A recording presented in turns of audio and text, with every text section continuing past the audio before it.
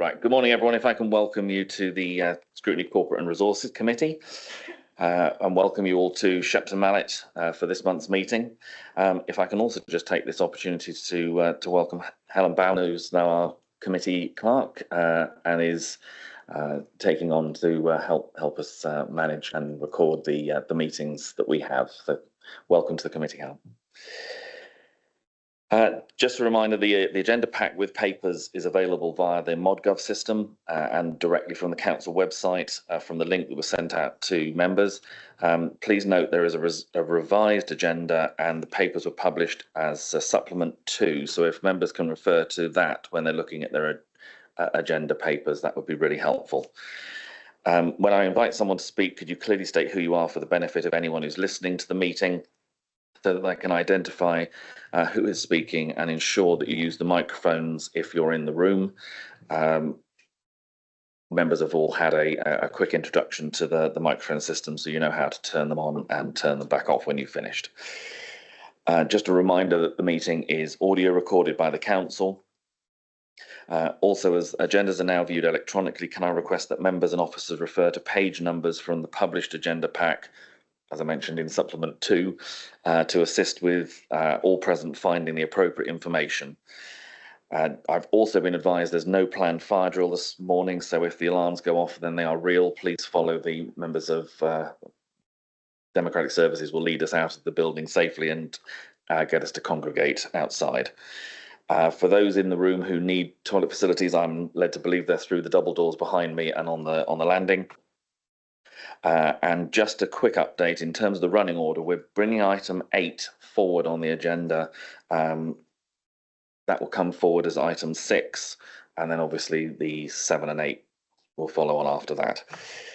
So if we move to the agenda itself, item 1 is apologies for absence. Do we have any apologies, please? Thank you, Chair. Good morning, committee. We have received apologies from Councillor Sorton, for whom Councillor Coles is substituting, and also apologies from Councillor Lovell, for whom Councillor Carswell is substituting. Councillor Collins is online, Chair. Haven't heard from Councillor Hobhouse, which is quite unusual. Hopefully he'll join us shortly. Okay. Item 2 is declarations of interest. Are there any declarations that members have over and above their standard declarations of memberships of other local authorities? I'm not seeing any, so thank you very much. Item 3 is the minutes of the previous meeting.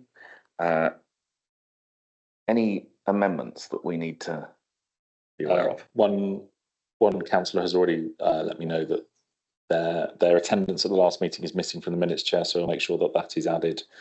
No other amendments I've been made aware of. Any other amendments from members? If not, could I have a proposal that we sign them as a true and accurate record? Thank you, Councillor Sieb. Seconded, Councillor Ham. All those in favour that I do so, please show. That's clearly carried. Just to be clear, any against? No, that's clearly carried.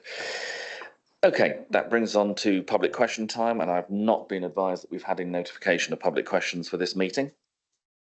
So which brings us on to item 5, which is the forward plan. And Mr. Jackson, would you like to introduce this one, please? Thank you, Chair. I won't keep members too long because we have a fairly meaty agenda ahead of us.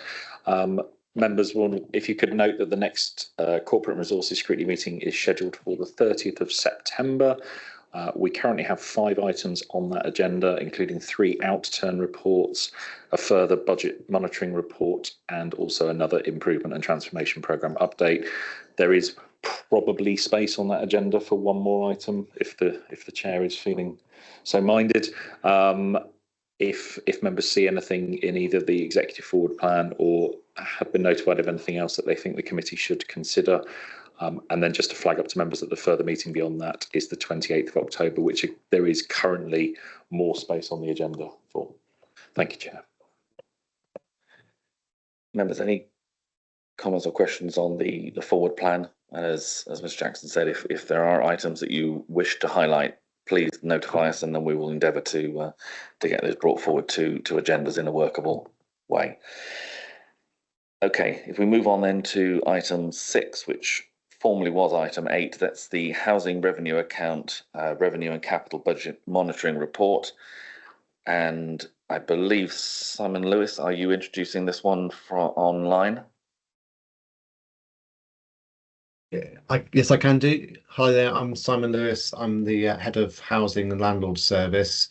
So this is a report which goes through our budgets for quarter 1 for the housing revenue account. As you're aware, the housing revenue account is ring fenced separately from the general fund. There is a forecast overspend, I'm afraid, at quarter 1 for £2.4 million. Our general reserves are in a very favourable position, and our earmarked reserves are also in a good position as well. So that's outlined on the cover of the report. The main areas of concern for us are dwelling rental income and under recovery of £800,000, mainly due to higher level of voids on our general needs and temporary accommodations. This is our forecast at this point in time at quarter 1, and repairs and maintenance is the other area, which again is largely related to voids. We've overspent in the first quarter on voids, and that is the key area of concern for us. There's an underspend as well on supervision and management. We do have a number of roles currently vacant, which we have not yet been able to recruit into, and that's therefore given us an underspend on the management and supervision side of the business. So those are the primary areas, and there's also an overspend on insurance premiums as well, and that was in relation to the new contract for insurance. Unfortunately, was more expensive than anticipated, so that's given us an overspend of £312,000 on insurance premiums. So we have got a plan in place to look very closely at the lettings and voids process, and to work hard to try to bring that spend back under control for the year ahead. And a big part of that will be focusing on making sure that we properly capitalise a lot of the costs. I think we are aware that we haven't been capitalising the costs as well as we should have been for the major kitchens, bathrooms, heating systems, and so forth, and they've been hitting the revenue budget instead. So we need to do there's a bit of work planned this coming into the next quarter to bring more finance support to focus in on that, so that we can ensure that we're properly capitalising the costs, as well as focusing on other parts of an improvement plan to bring our voids costs down during the year. Thank you very much. Members, just to remind you, as they was an agenda item 8, that's page 95 is where the report is running from, just so you've got that in front of you. Councillor Trimble, you indicated. Thank you, Chair. So I've got a couple of questions. The first one, I don't know why that's not working. Let's move all my electrics away from it and see if that helps. So my first question, it's not the T. So my first question is about the fact that the Service Director for Housing is a vacant post at the moment. Are we hoping to fill that soon? Is that being kept vacant? Because I would say that's quite key at the moment. But also void properties. I know that we're saying that will be useful to the council if we can reduce that void time. But actually, it's most useful to our residents. We have such an issue with people on housing waiting lists waiting to be homed. And I would have thought that should be a priority anyway. So I wonder if someone could tell me about that void process, why we have such a long void process, and how we might be able to turn that around. Thank you. I've got both Mr. Lewis and Mr. Hall showing. So who wants to go first? Do you want to take the first question, Chris? By all means. So I just wanted to touch on, Chris Hall, Executive Director of Community Services, just wanted to touch on the vacancy of the current Service Director for Housing. So that is a vacancy that exists within our structure. We've been through, obviously, the revised Layer 2 and 3 process in recent weeks. The Housing Director post remains within our establishment. I'm currently working with Mel as the Exec Director for Adults, which is where housing functions for General Fund, and that post will sit in future. So currently working with her and with HR around how we best advertise that role, but the intention, yes, is to replace it. Thank you. So if I could just come in and answer the question around the length of voids time. So we have done some benchmarking on for the financial last financial year on our end-to-end void times, and we compared ourselves to other stock retaining land, council retained landlords and ALMOs, and we're actually between the median and top quartile on our end-to-end void times. So we're performing reasonably well in the sector. I totally take the point. We've got over 10,000 people on a waiting list to get into council houses. It's a resource that is highly needed within Somerset, and we absolutely get the impetus to turn properties around as quickly as possible. The concern, I think we can do better on our end-to-end void times, and we'll be looking at the process to do that. The concern, I think, in this financial report is more around the spend and how much we're spending on average in terms of delivering those voids, and that's the focus we want to bring down. But I also accept we want to improve as much as we can the end-to-end void times as well. Want to come back? Okay, Councillor Seeb. I wonder if you could give me an explanation as to who is actually involved in the work to turn voids around. And also the change in the recent period, which is referred to in the introductory, the headline summary. But it doesn't seem to be expanded upon in 321 on page 100 or 322 on page 101. Those two paragraphs about operational delivery mention repair and maintenance and swiftly move beyond the volume of voids and onto various other factors, when actually you're telling us at the headline that voids and the number of voids is and what you're paying for the voids are the drivers, and it's clearly the largest spend. So I'm just wondering if we should be working a bit smarter in the area of voids. Do we use external contractors? Do we have our own staff?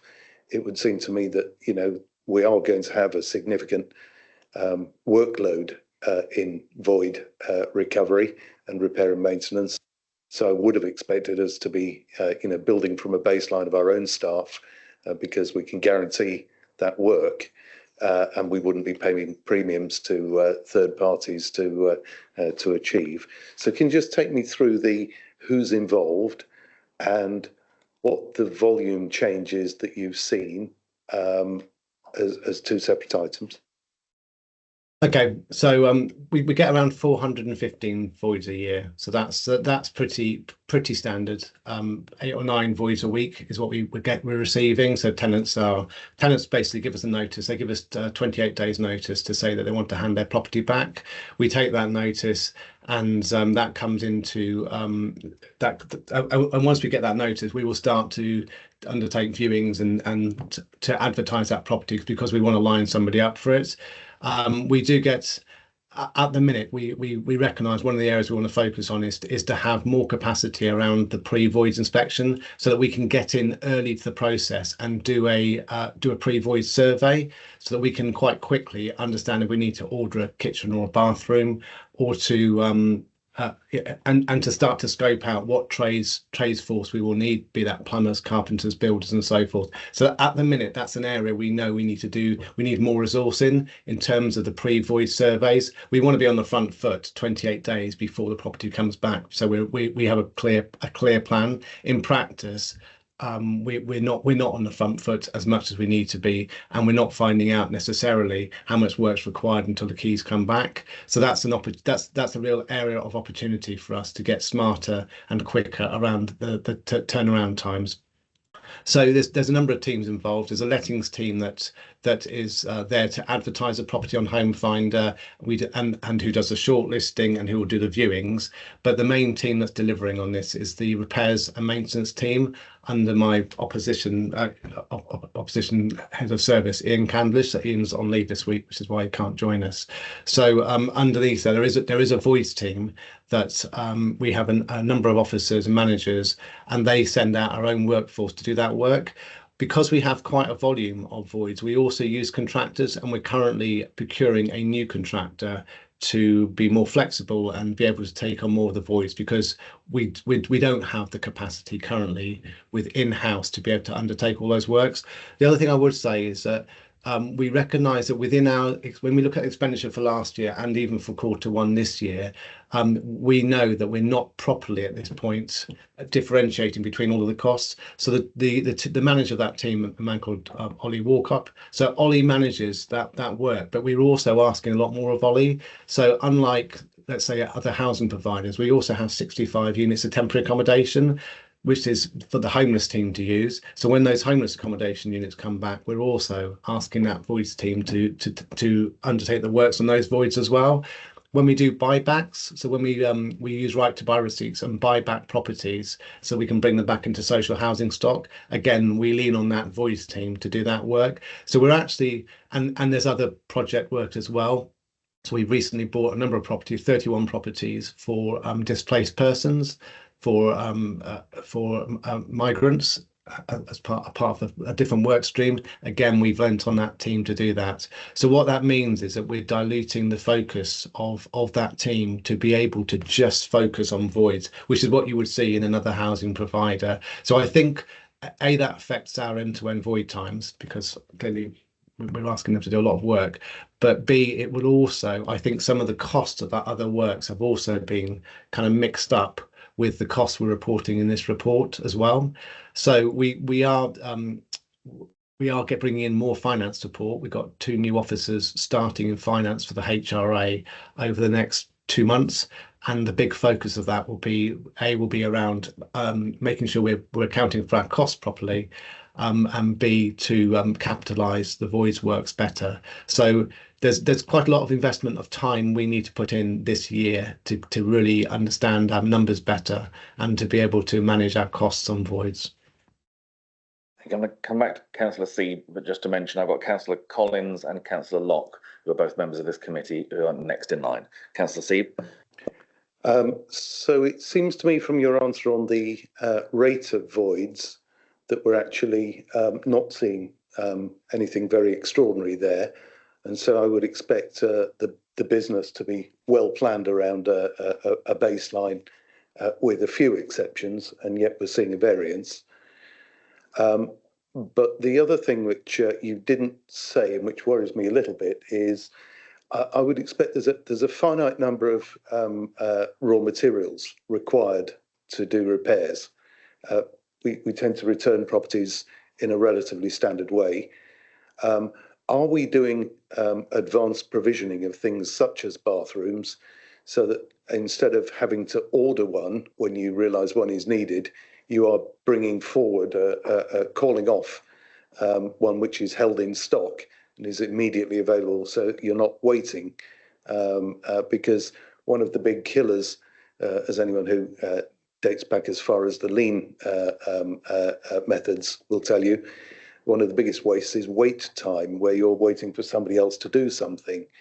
And we are big enough, clearly, to warrant a stock of all of the bathroom fittings, taps and fixtures that might be in our range of properties, held at in the supply chain or on our own premises, ready to be immediately used. Are we doing that sort of advanced provisioning? Yes, as much as we're able to. So we have a capital program team to make sure we have kitchens and bathroom contracts in place, and we have our own stores and we have materials. So it's as much as we're able to. I do keep an eye on the sector on this. So since the pandemic, we have seen, particularly in the southwest, we do struggle to bring in the right sorts of trades force and the right and some types of equipment as well. So I know, for example, fire doors, getting contractors to deliver fire doors, we are seeing delays coming in on that, because we're in a very competitive market in this area, particularly with EDF on our doorstep, around having the right sorts of contractors to be able to deliver stuff. So we don't just, so in some cases we will we will hold the stock and do the works ourselves. In other cases, we'll have to use contractors for certain bits like windows and heating systems and some of the fire doors as well. So the lean process, we have used a lean consultant, and the proposal I'm putting forward to Chris Hall around how we tackle this is to bring in a lean approach to how we do this. I accept what you're saying. We do need to make sure we have the right, it's the just-in-time philosophy, isn't it? Is having the right things in the process and cutting out those wait times, because those delays are costing us time and costing us money ultimately. We recognise we're not where we want to be on this. We can certainly be better on this process.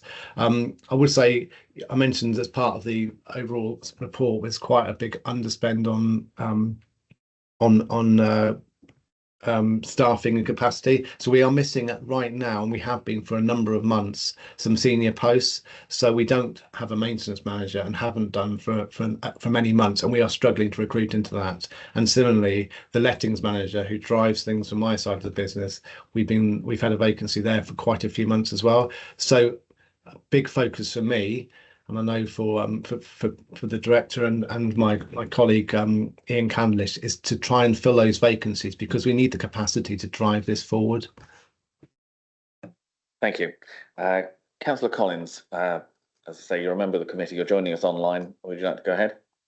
Yes, thank you. Question related to adult and children's social services. I notice in the report you mentioned you've been trying to drive down the costs of them. Question really, well, how much are the costs now? I remember when we were debating section 114 months ago, I think there was conversations that the costs had gone up from sort of 580 a month to 840 a month. So I wonder if you could update us on average costs. James, just Councillor Collins, just to check, the report we're on at the moment is the HRA housing revenue account. Are you asking? I think you might be asking about the other finance report. Is that correct? Oh, sorry, I am. Yes, am I too early? You are. We'll come back to you when we're on that one. Standing by. No worries. That's okay. Councillor Locke. Yes, thank you, Chair. Yeah, it's to follow on really with what Councillor Seed was saying in that. I mean, there's a financial emergency been declared, and there's staff being transformed and restructuring and everything else.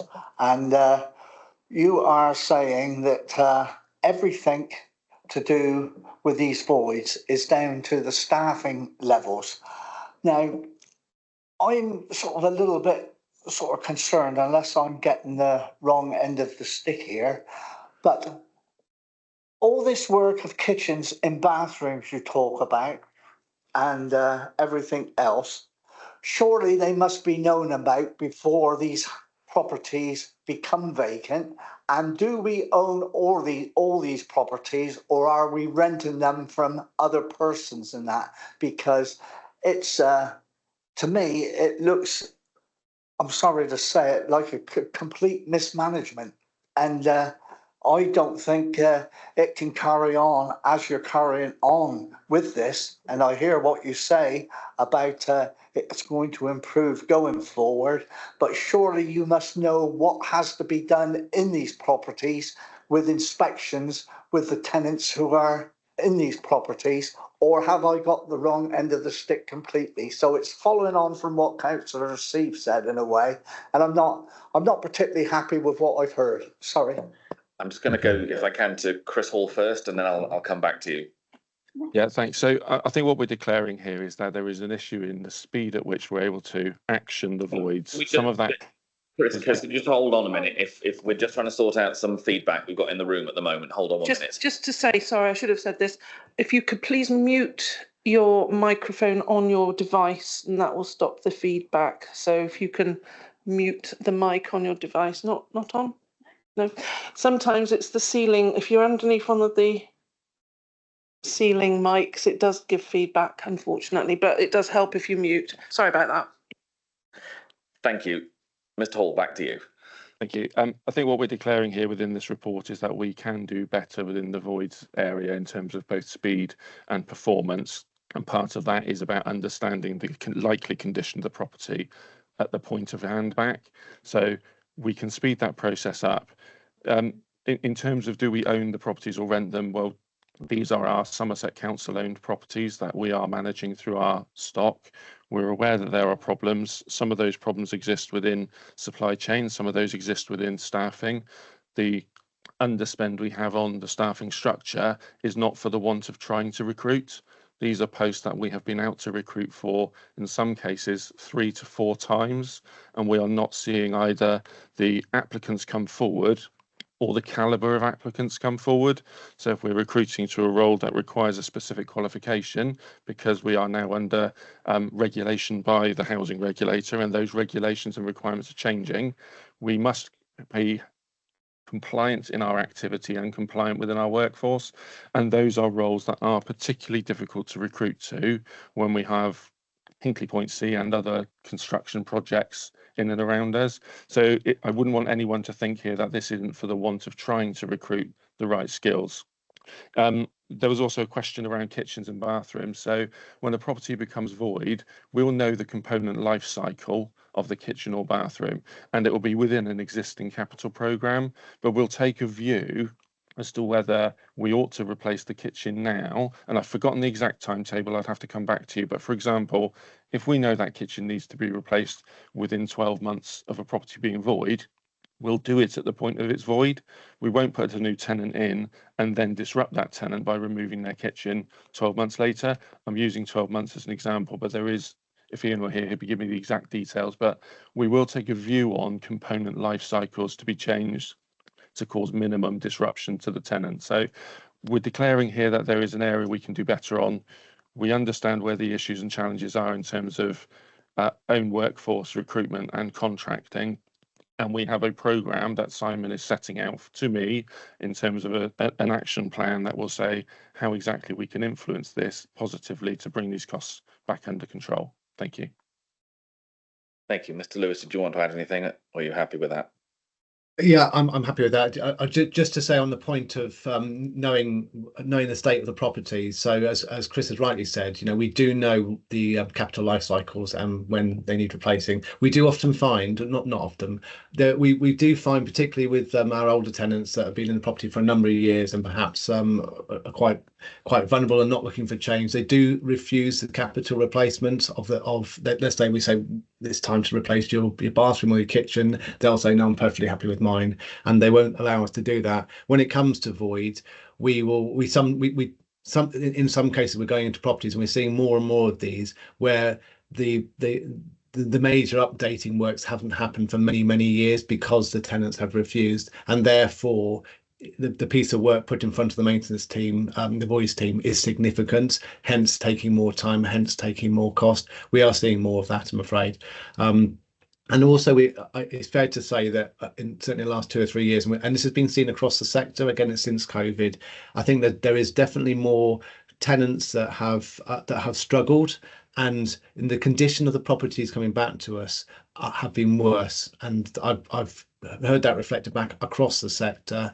There is more cost coming our way because of the properties being handed back in poor condition, perhaps neglected, perhaps if there's poor mental health, with perhaps hoarding and so forth. We're seeing issues in terms of the conditions of properties, and although we do have a process with our tenants, we call it the leaving well process, where we do impress on them in their last 28 days that it's their responsibility to return the property back to us in a good condition. We don't always get that outcome that we're looking for, and we have to go in and deal with what's in front of us. Thank you. I've got Councillors Cottle and then Councillor Carswell. So Councillor Cottle. Thank you, Mr. Chair. Yeah, I've got a couple of questions because of going back a little bit. You said that you're going to install the JIT system. You don't already use it? I'm surprised. That is only as good as when you've all the links in the chain work properly. So I think that's something you need to be a bit wary of when you're going for that idea. So that was one.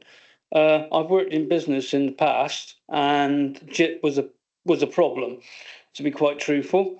Then I would say also, are the salaries, because you're struggling to recruit, are the salaries of the managers that you're looking for, are they competitive with the private sector? I think that's another thing. And also job security, because if you're looking for a decent, a managers, they're going to be looking at you, and they're going to be thinking, is that a competitive salary? Is there a possibility of furthering their career? And because otherwise they're just going to turn their nose up, aren't they, and go elsewhere into the private sector where they can probably get a better outcome for themselves and their families. That's all I wanted to say. Thank you. Okay, so when I was referring to the just-in-time bit, I'm referring to the end-to-end void process as well, so that the whole process end-to-end. We know that there's a lean approach that can be put in place. I think what I would say is we've had a lot of restructure, a lot of change. We were a district council not so long ago, this side of the business. We've come into unitary. We had recruitment freezes for a year prior to unitary. We've effectively having recruitment freezes into unitary. So in terms of our structure and how we're set up, it's been a big time of change. There's a greater good here to become a unitary council, and that's where we're at, and we're working with that. We have struggled to be able to bring in new people, new processes and so forth during this time of change, but we know what needs to be done. And as I said, I'm sharing a plan with Chris that will do that. In terms of salaries, we do struggle with that.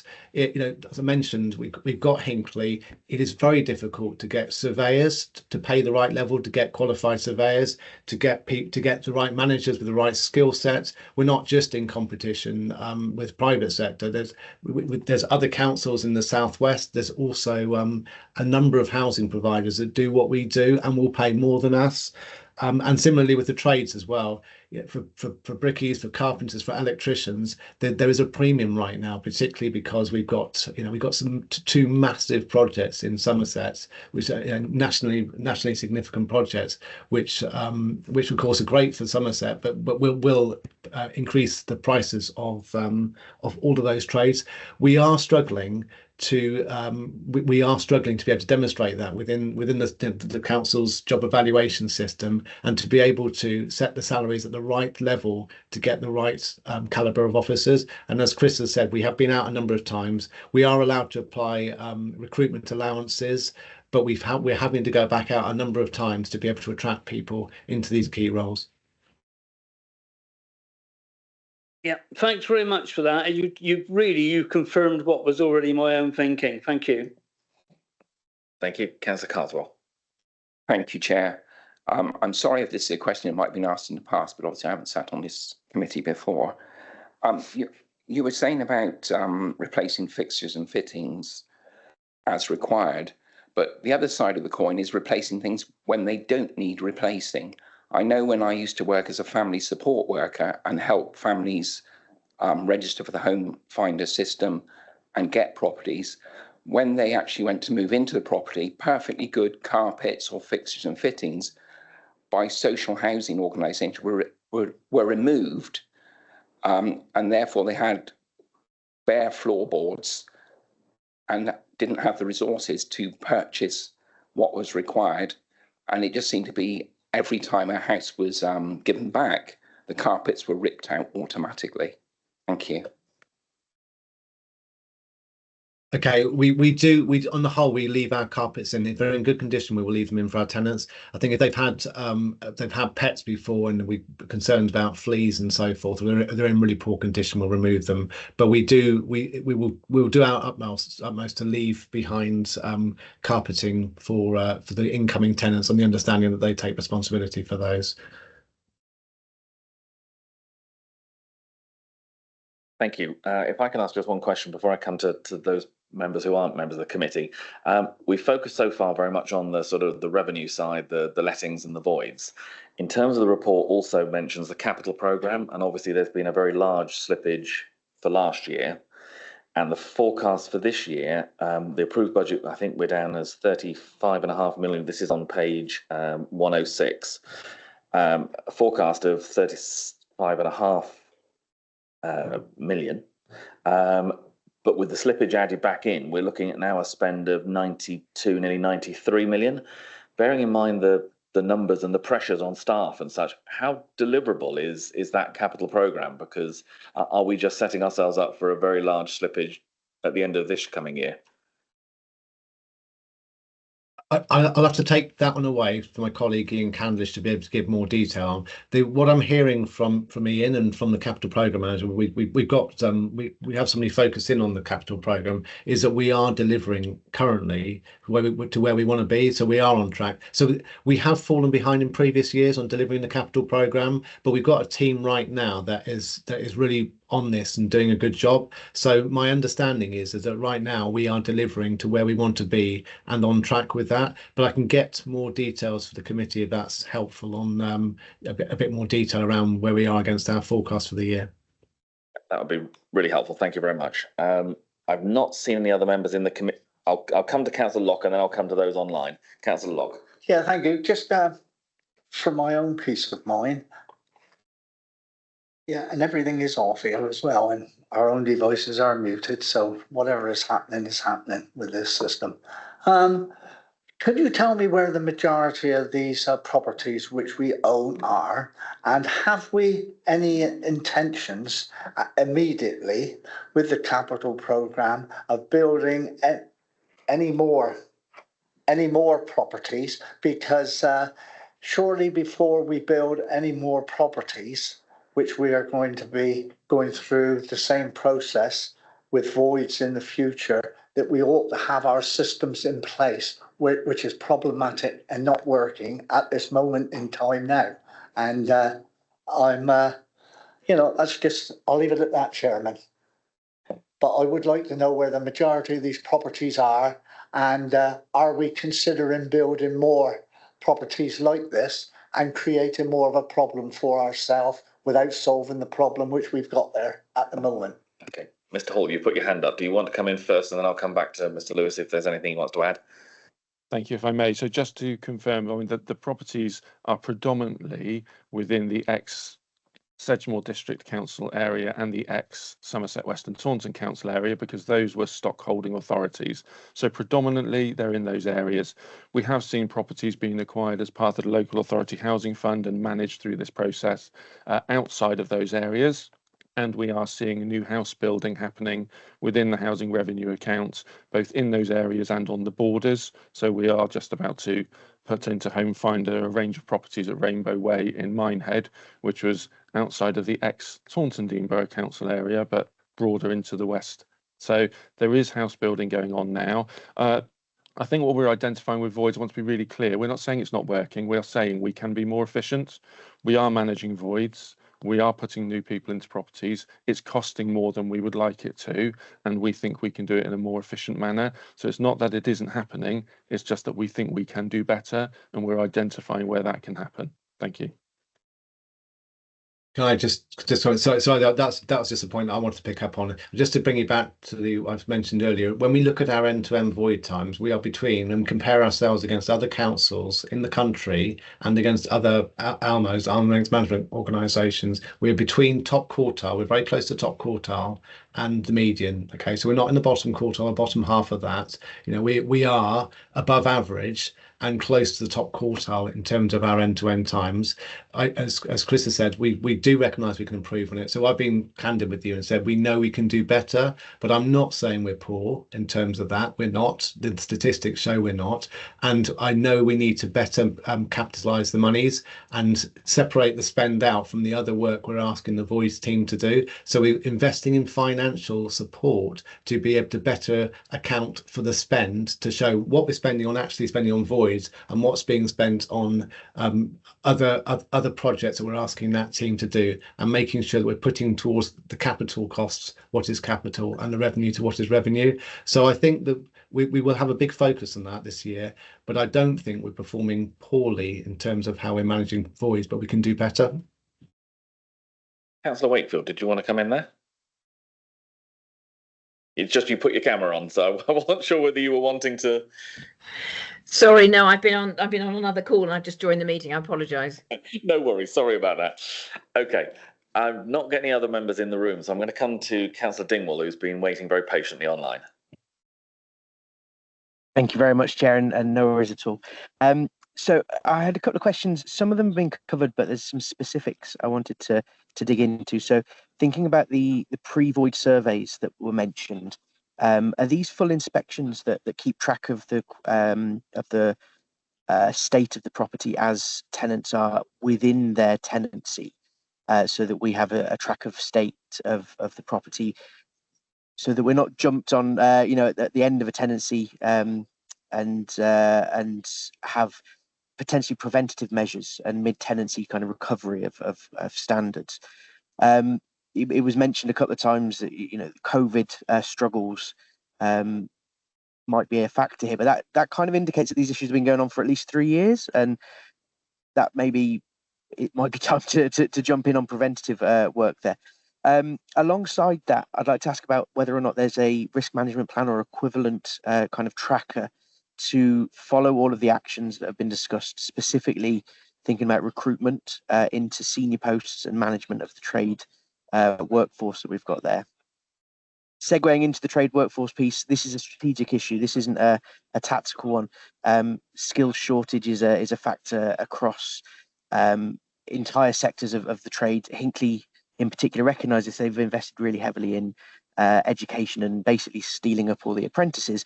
Is there anything that we as a council can do or are doing to get in early and get people into our workforce, or build a pipeline of students straight out of school through college into the council to help us out there? And I have one other question that is actually completely different to all of that, which is about the insurance overspend that's detailed out in the paper. It seems to pin the overspend on inflationary pressures, but the inflationary pressures were kind of at the back end of 2022, and it wasn't clear whether those were still going to be issues now we're in the 2024-25 budget, when they probably should have been taken into account, especially now inflation's back down to 2%. Sorry about the brain dump there, but I hope that makes sense. Okay, I think I wrote that down. So just to say the pre-void survey, so that we're not doing that as consistently as we want to be doing now. So so one of my proposals to Chris is I need another surveyor. We need to invest in another surveyor, and that will pay for itself by doing this properly. So at the minute we want to get in 28 days, as close to 28 days before the keys come back as possible, to be able to do that pre-void survey. So we it's patchy at the minute because of lack of capacity and because of being stretched on that front. So that's where we want to go, and that's part of my proposal to Chris. In terms of during the tenancy, so I have around eight officers that cover the patches where all our tenants are across our stock. They've got around 600 properties each. So in an ideal world, we would be trying to go into every property every year and checking to see how they are. In practice, that's not the case. What we're doing is we have each of those officers has a significant caseload, and they're dealing with what's coming in around where the demand is. So their focus will be around going into properties and visiting tenants where there are issues that we're aware of and they've been raised by themselves or by neighbours. But we do have a programme of properties which we do go out and inspect, and what we try to do is focus that using intelligence. So that might be intelligence from the tenancy officers knowing where tenants are struggling, or indeed where the repairs officers have gone out and gone into a property and thought, oh my goodness, this is in a bad state, they're struggling here, and we add that into an inspection programme to go out and to try to get on the front foot with the tenants and give them the support they need, because often what they're needing is more support, sometimes from other agencies, to be able to manage what's going on in their properties, perhaps family issues, manage their tenancies, and they may well need other types of support such as mental health support as well. So we are doing that, but we're not able to do that across all of the stock we own, simply due to the demands of the work and the numbers we're talking about. The risk management plan. So there is there is a plan put forward. We're meeting with Chris, I think next week, the week after, and we're going to go through that in more detail. And that includes, the whole load of areas around that. One big focus is on recruitment. I agree with you. I think there is more of a strategic approach needed. Chris may be able to come in on that. I know Somerset Council is looking at that piece on a larger scale. We're not the only areas that struggle to attract staffing. There are other parts of Somerset Council as well that does so. I'll have to possibly get my colleague to Kerry, who wrote this report. She's on leave as well this week. I have to get her to come back a bit more on the insurance side. I do know that that previously the previous contract for insurance was very favourable in terms of the costs we had, but since the market has changed significantly on insurance, and the premiums have gone up significantly. And if you look, in the news this week, a fire in London, I believe that was social housing. Obviously Grenfell Tower, it's become a much more expensive market for insurance, and we are seeing that. So this isn't just about inflation; it's around risk, and the insurance company's appetite to taking on risks of social housing and leasehold housing has changed quite significantly, and that has been reflected in our premiums. Okay, a quick follow-on, particularly for insurance, if you are bringing in some support, and I'm very happy to take an emailed answer, following this. Is our premium renewal on an annual basis, or is it a multi-year deal, and that's why the insurance, the inflationary pressures have hit us now? Because Grenfell was a good number of years ago now. I imagine the markets would have reacted very quickly to that.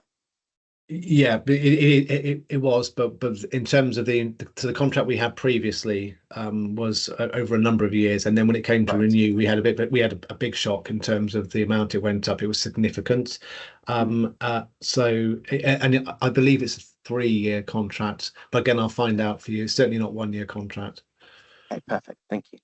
Thank you. Mr. Hall, is there anything you wanted to add on the risk side at all? No, thank you. All covered by Simon. Excellent. Thank you very much. I'm not seeing any other questions at this time. So can I thank you for the report that you've given us today, and the background information answering the questions. I think as members have raised, obviously there are some concerns relating to the need for these pre-void surveys to be brought in a more detailed way, and getting that information so you can plan better for the future. I think obviously we've highlighted there are some issues in terms of capacity, both in the voids team and the housing team as a whole, that we need to be looking at. And as members have highlighted, and again, as you've said in your answers, that the just in time, we need to be careful that as we deal with the issues that are in our control, that we don't leave other things which will cause us delays coming forward. So those need to be looked at. I was going to suggest, obviously you've said you'll give us some updates after the meeting in terms of the capital spend and the insurance side. So if you can feed that back through the committee manager or committee officer, then we can make sure that goes to all members and the questioner. And also, I think it would be worth, if committee are in agreement, that we ask for an update in something like 6 months, so that we can see how these plans that are being put in place now are actually having an effect. So if you're happy that we ask for that to come back to us for an update, are members happy with that? Okay, thank you very much. And again, thank you very much. And I know, I believe it's you've joined us from leave as well. So thank you very much for coming back to give us your time, and hence why we're on the agenda a little bit earlier. But thank you very much. Okay, members, that takes us on to our next item, which takes you back to page 13 in your supplementary document, which is agenda item 7, the General Fund Revenue Budget Monitoring Report, Q1. And Nicola Hicks is here, but I don't know whether, Councillor Lashon, do you want to give us a quick intro? I won't actually, Chair, because I know that I've seen Nicola's note, so I think you're in much better hands with Nicola. I just make one point. I think point 2 in the summary on page 13 is a really useful check. So where you look at the last bullet point, contingency budget unallocated at month 3, don't forget we also don't have the pay award confirmed yet for the current year. The budget allowed 4%, So while last year that did call on the contingency in order to do the pay award, hopefully we have enough in the budget this year. But I can't say, we don't know until that pay award, and that is a national negotiation, of course. So hand over to Nicola, thank you. Just one moment, Councillor Steve. Chairman, I think just for clarity, I think you introduced it as item 7 on the agenda. It's item 6, wasn't it? Okay, so it was item 6, which has now been bumped to yes, the next item. You're absolutely right, though. But yes, in your packs, it's page 13, and it was agenda item 6. Okay, thank you. Good morning, members. So yes, Nicola Hicks, Service Director for Finance and Procurement. So as Councillor Lation mentioned on the first page, we have the summary, which does highlight the main variances, and then those variances are detailed with an explanation in each of the appendices. I think one thing to note, Councillor Lation mentioned about that contingency budget. If you go down to the table on at the top of page 16, at the bottom of that table, you'll see that towards the end, that contingency is built in there at 6 million. So what that's showing us is actually if that 6 million was allocated, i.e. we needed to use that for the pay award, that would come out of that and therefore create that it wouldn't be an underspend being forecast at the moment, actually would be an overspend due to the overspends that are being detailed in those other areas. So I think that's just one to note, that at the moment that allocation has not been made of that contingency, but should it be made in its entirety, that will have obviously a negative effect on the current time. But as we know with things, it's only Q1 and a lot can change, as we saw last year. And I appreciate you guys haven't seen the outturn report yet, but we obviously know about the swing in things. So we'll just monitor that as we go through. I think another thing to pick out in there, a question that just was raised of me ahead of the meeting, was around in the table at the bottom, it shows the funding allocations there, and it shows there of a collection fund surplus deficit. That's actually the surplus that was made on the council tax last year that's been brought forward into this year's budget. So what happens is every year when we set the council tax in January, a number of estimates are made around empty properties or new homes and those sorts of things. And what happened was that last year that was underestimated. Therefore, that created a more collection of income than was forecast in the prior budget, which has been carried forward to this year. So is that okay, Bob? Because I know it was raised as well. So just moving on to Appendix 1, that obviously shows there the details around the different elements to do with adults and the current so the current favourable variance of 2.1, that's obviously quite unusual for adults, but members will note that we did plough a significant amount of money into setting the 24-25 budget. So kind of if you did exclude that again, that would be a different picture. So it's good in a way that we put that additional money in, that we're now seeing some of that budget being correct by that underspend being forecast there, and there's details in there around the mitigations and the reasons behind that. If we move on to Appendix 2, which is Children's and Families, this is showing our biggest overspend at the moment in terms of children's and families, in terms of external placements, and you'll see there that is showing there external placement over forecast variance of 9.1 million, and there are mitigations in place to try and save money in other areas or bring that spend down, and that's detailed in there. I don't know whether when Heather's back in the room she might want to add to that in terms of just the reasons there, the mitigations, but I think it's quite comprehensive in that appendix around showing the different numbers there in terms of these external payments, and the number of children that are in care has increased, as we know from prior conversations that have been had. Also in there, you'll see that with Homes and Horizons, we have experienced delays in those, which we know is one of the mitigations to try and bring the overspend in children's down. But these are due to planning and construction delays there, which is having an effect on. So I think the team are working closely of how they can try and pull that back, because obviously that any delays in that and the achievement of that will have a negative effect on our revenue budget. Just moving on to Appendix 4 on page 38. So that shows there the main overspend there showing is the waste members will note that you received a separate report around the issues with the contracts there and the additional funding that was needed to be put in there. Obviously, we didn't have money to pay for that for 24-25, so that is creating an additional pressure in this year. And then we'll look at how we deal with the ongoing pressure of that when we set next year's budget and beyond.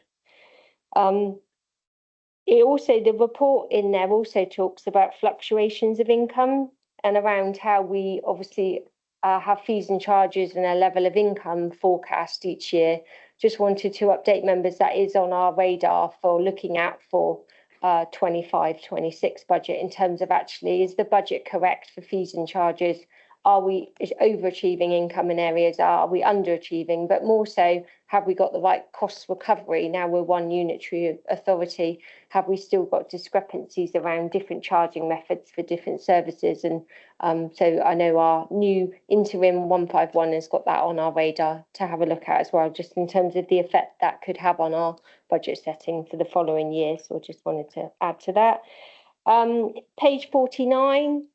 Is the corporate appendix, which shows that there's a forecast underspend at the moment of 2.6 in relation to financial transactions. So that's the forecasting that mainly relation to the Treasury Management team that are forecasting the amount of borrowing we're needing, the amount of money the authority needs on an ongoing basis. And as we continue to be a unitary authority, they are still trying to monitor better the way that grant income is received and the way that the money goes out the door. And I'll talk a little bit more about that when we go into the capital report about the effect that the capital spend can have on that area of the council. But that's a positive and helps with other overspends in other areas. Moving on to Appendix 9, which was the savings proposals that were put forward in order to balance the 24-25 budget. So lots of work is going on in this area, especially the finance business partnering team are working very closely with budget holders to make sure that we are achieving those savings, they're on track, or highlighting early where things at risk and other mitigations that can be put in place. This is fundamental, really, because if we don't achieve some of these savings, with that knock-on effect is going to go into the next year. And therefore increase that budget gap that we've already got for the following year. So there's different boards put in place, especially around adults and children's, to help monitor that. But you will see that there is an at-risk saving with children's and families there of 4.2 million. And that the appendix C does talk around kind of new homes for young people and supporting young people in that saving there. But I'll allow Heather to comment on that at the end of me speaking if she would like to.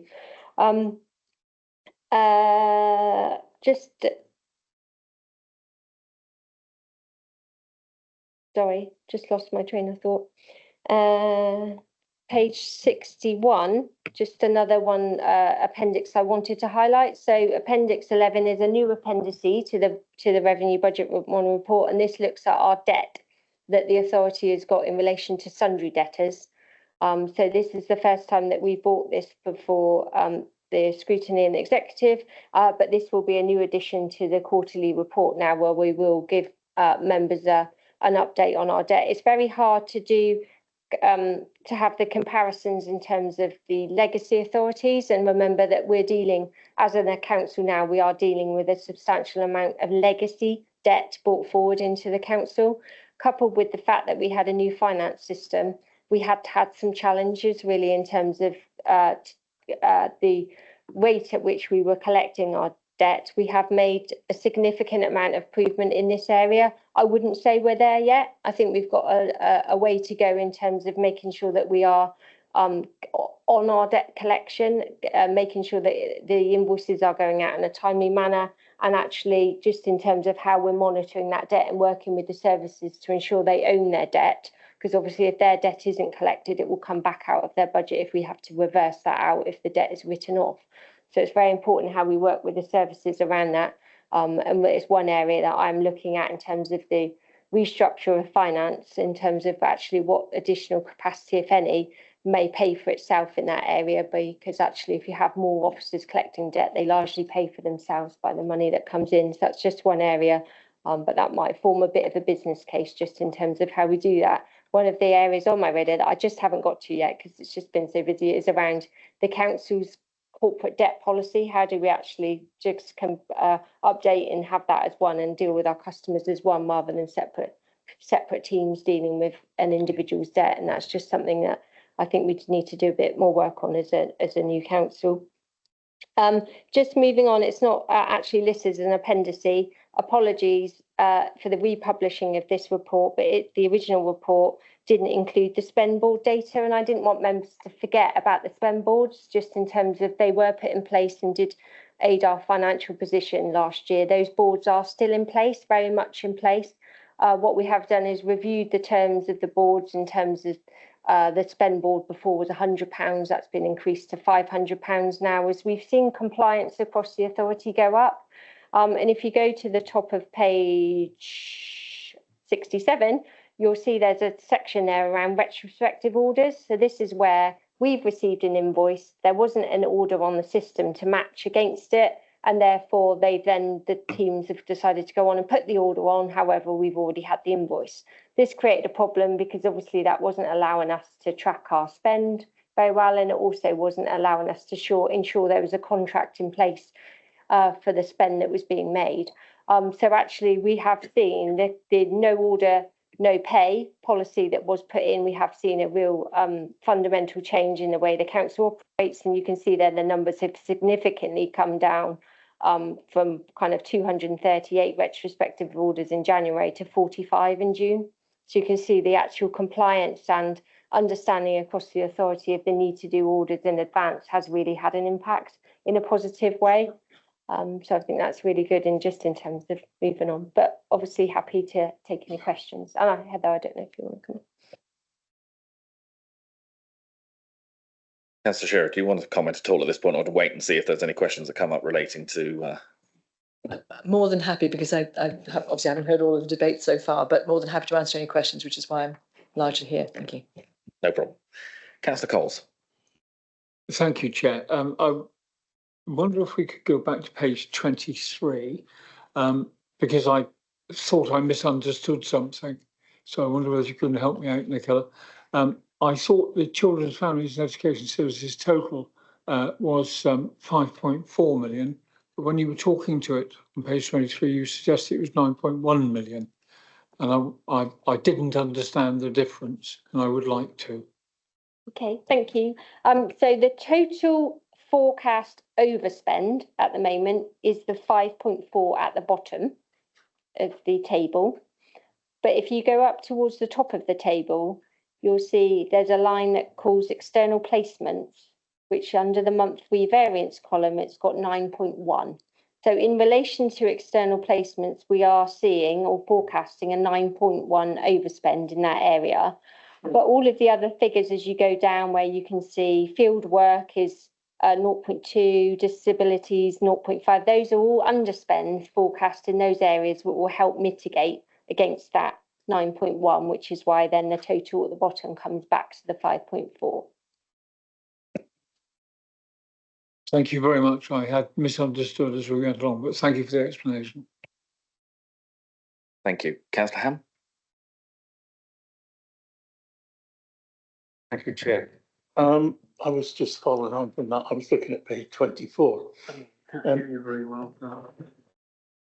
Page 24, the two paragraphs at the bottom of page 24 actually tells you what you were just saying. That to me, that is absolutely frightening. Those figures in a couple of months have come up with figures like that. Is it a national thing? Is it a seasonal thing? Is it something we can do nothing about? But, you know, as children, I understand the problem, but those figures are frightening going forward. Would like me, if you want me to come in, give Nikki a bit of a rest for a second. She knows the numbers better than I do. But can I just butt in for 1 minute? I think we're getting feedback on a number of the mics. Can members, when they've got it, make sure there's nothing close to the microphone either? I think it's causing some sort of reflection back of the speaker. So if you can make sure your name tag and your computer are not close, and sort of try and have them to one side, that would be it's just hopefully we'll try and cut down on the feedback. Thank you. Is that any better? A little bit better, possibly. I don't know. But everything as far away from me as I can and switched on. No, you're absolutely right. It concerns us as well, Councillor Ham, Philip, if I may. It is a concern. There's lot. It's like anything. I was just having a conversation this morning actually with the finance guys before I came here with Christian. There's many things that drive the problem. And so we need to make sure we've got many things that try to solve the problem as well. So the things that drive those placement costs up, as I understand it, and I'm sure Nikki might have said it earlier, we have now 614 children in our care, whereas this time last year it might have been closer to 550. So we've had a huge increase coming into care. And we don't always have a choice about that. We're pretty robust about trying to keep children at the edge of care and out of care, but sometimes they just come straight in. There was nothing, quite rightly, that we can do to keep them out. So the numbers are going up. We've got some theses about why we think that might be the case. The officers have been looking over it the last couple of months to find out why we think that is the case, and we've got a transformation board next week where we're looking at that very outcome. So some of it's about the numbers that go in. Some of it is about the cost of some of the actual placements are very expensive. So on the residential side, we were estimating last year we might have 77 children in care. Residential placements, we've got 110 or 11 now, which is much higher than we thought. Similarly, we thought we might only have, we've been trying really hard to bring down the unregistered placements, supported by Homes and Horizons, which is a great way. We can keep them in our care and not in an unregistered placement.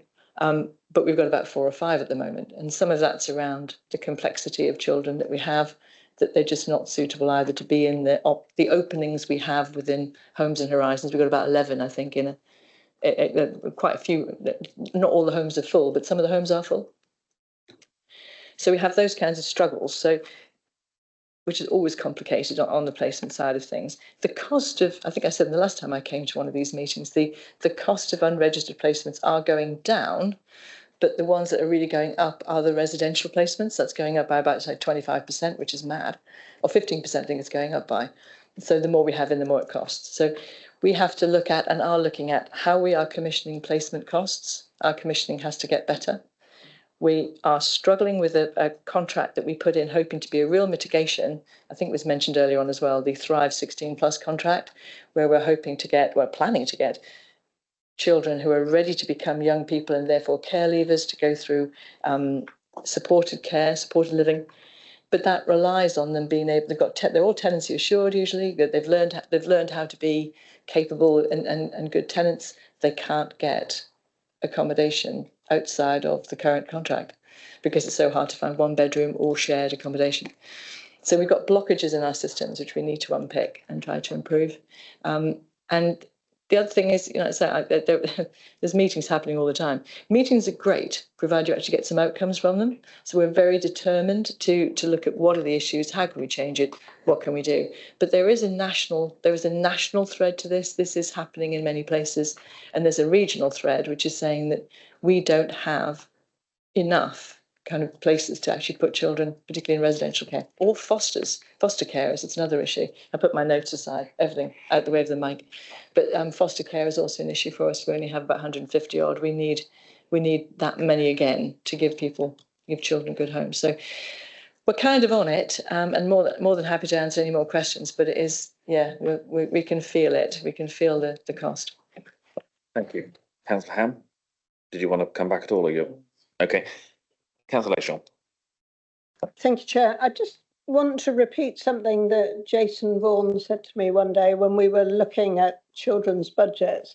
And he said sometimes you'll see a projected underspend, and actually that's bad news. So if you do go to the line of fostering and permanence and you see an projected underspend of 1 million, that's what Jason was talking about. And so we mustn't just presume that every underspend is good news and every overspend is bad news. We need to understand what lies behind those figures, and fostering is something where I think we all recognise the issues. There are things, I'm not saying, this is just a personal view. We all hear about economically inactive, about people retiring, about people having long-term health issues, and some of those have become more pronounced since COVID. And that may be playing out in the numbers of people prepared to be foster carers. So I think those lines in the budget, like fostering and permanence, are perhaps where scrutiny, and it might not be this scrutiny committee, but the appropriate scrutiny committee may well want to do a deeper dive. And I know where we've looked at the performance risk and budget board, one of the things where we've said we want to do a deep dive is about provision of foster carers in Somerset and the costs and what we can do to make it more attractive. Because we may spend a bit more on that budget line and save a great deal on another budget line. Councillor Shearer. Thank you, if I may. I'm always indebted to Liz coming with that. So you're absolutely right. The underspends have direct correlations to the overspends, which is really worrying. But I just wanted, councillors may not be aware, for a long time there's been a regional adoption agency where the Southwest have, authorities in the Southwest have worked together to do, I must be very metallic today, to do the, to kind of do adoption more collectively and more easily. The government has actually come up now also recently with a regional fostering agency, which we're just coming into. It's literally only been running for a couple of months. We're very good, I think. We've got really quite a nice kind of campaign for it, but we need to be able to pick people up and make sure we're really doing things. But you might not have been aware of the regional fostering agency. And permanence, it's one word. That's what we're hoping for all our children. So permanence is like a big thing. So yeah, shame it's underspending. Thank you. Could I just ask a very general question on the whole budget paper in some respects? If I'm a member of the public looking at this, in recent months we've explained how we've got a financial problem. We're trying to address it. We're looking at a complete transformation program because we need to make savings. And yet at Q1, we're showing a slight underspend. How do those two things, how do they balance up, and how do we explain to the public why it is we're having these major discussions about transformation and changing the way we do everything when at Q1 the budget looks in balance, whereas normally this time of year we're normally in a position where we're saying there's going to be a big overspend at the end of the year and we rake it back during the year. So it's just that dissonance between what we're looking at and where we normally are and what we've been talking about for the last months. So as a layperson response, I'd say don't forget this budget was set using considerable amount of reserves and a capitalisation directive. Indeed, without those two things, we would not have been able to set a legal budget. I don't think Councillor Chilcott's on the call, but she always talks about the difference between a legal budget and a properly balanced budget, and I quite agree with her. This is a legal budget.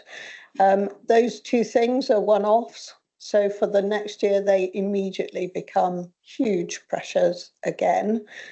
Therefore, that is why we need the huge improvement and transformation programme. This is very much better than it might have been. If we hadn't done the rebase of the adults budget for 24-25, it would not look as good as this.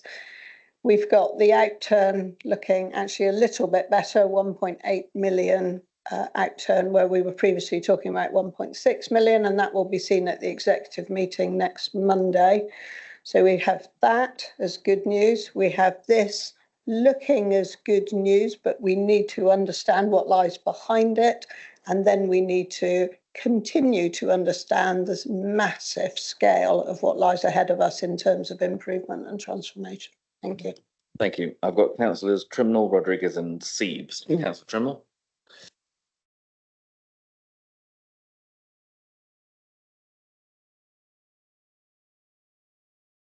Okay. Oh, that might, no, it hasn't worked really. So I wasn't going to ask a question at all, and now two have sprung to mind. So the first one, because you highlighted it and I'd noticed it, on page 65, where you'd raised that spend control from £100 to £500, I thought that was quite a big jump, and you're saying that the £100 had worked. But it seems like a big jump to sort of go from that much to 500. Was it costing more than it was worth, or are you just feeling that actually there are so many payments that come through under £500 that it was becoming too much of a workload to manage? And also, and I can't find the page now because it was something I'd thought of, and then I thought, no, I'll not ask about it. But there was some talk about inflationary pressures in schools, and I think it might have been may have been around page 28. And I noticed that it mentioned inflation, and it said it was known inflation, but I wondered overall, where inflation is now back down to sort of target levels, is that causing any problems going forward, or are we, I know it's obviously from a higher base now, but, you know, are you sort of concerned still about inflationary pressures?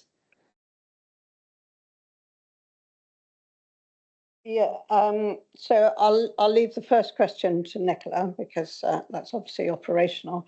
On inflationary pressures for schools, I think where we're seeing that playing out, and it is worrying, is about the reducing reserves that schools are holding. And you'll recall the high needs block and the dedicated schools grant and that statutory override, which until recently the reserves has, as a total for all the maintained schools, has exceeded the statutory override. Those lines have now crossed in Somerset, as they have in many, many council areas. And so when your reserves are less than your statutory override, that's the point at which you really start looking to government for how are they intending to deal with this right across the whole country, because some of the counties like Devon are they're in a different sector of how the government is responding to them. So we're in the kind of second sector because our figure is not as high as, for instance, Devon, which was well over 100 million.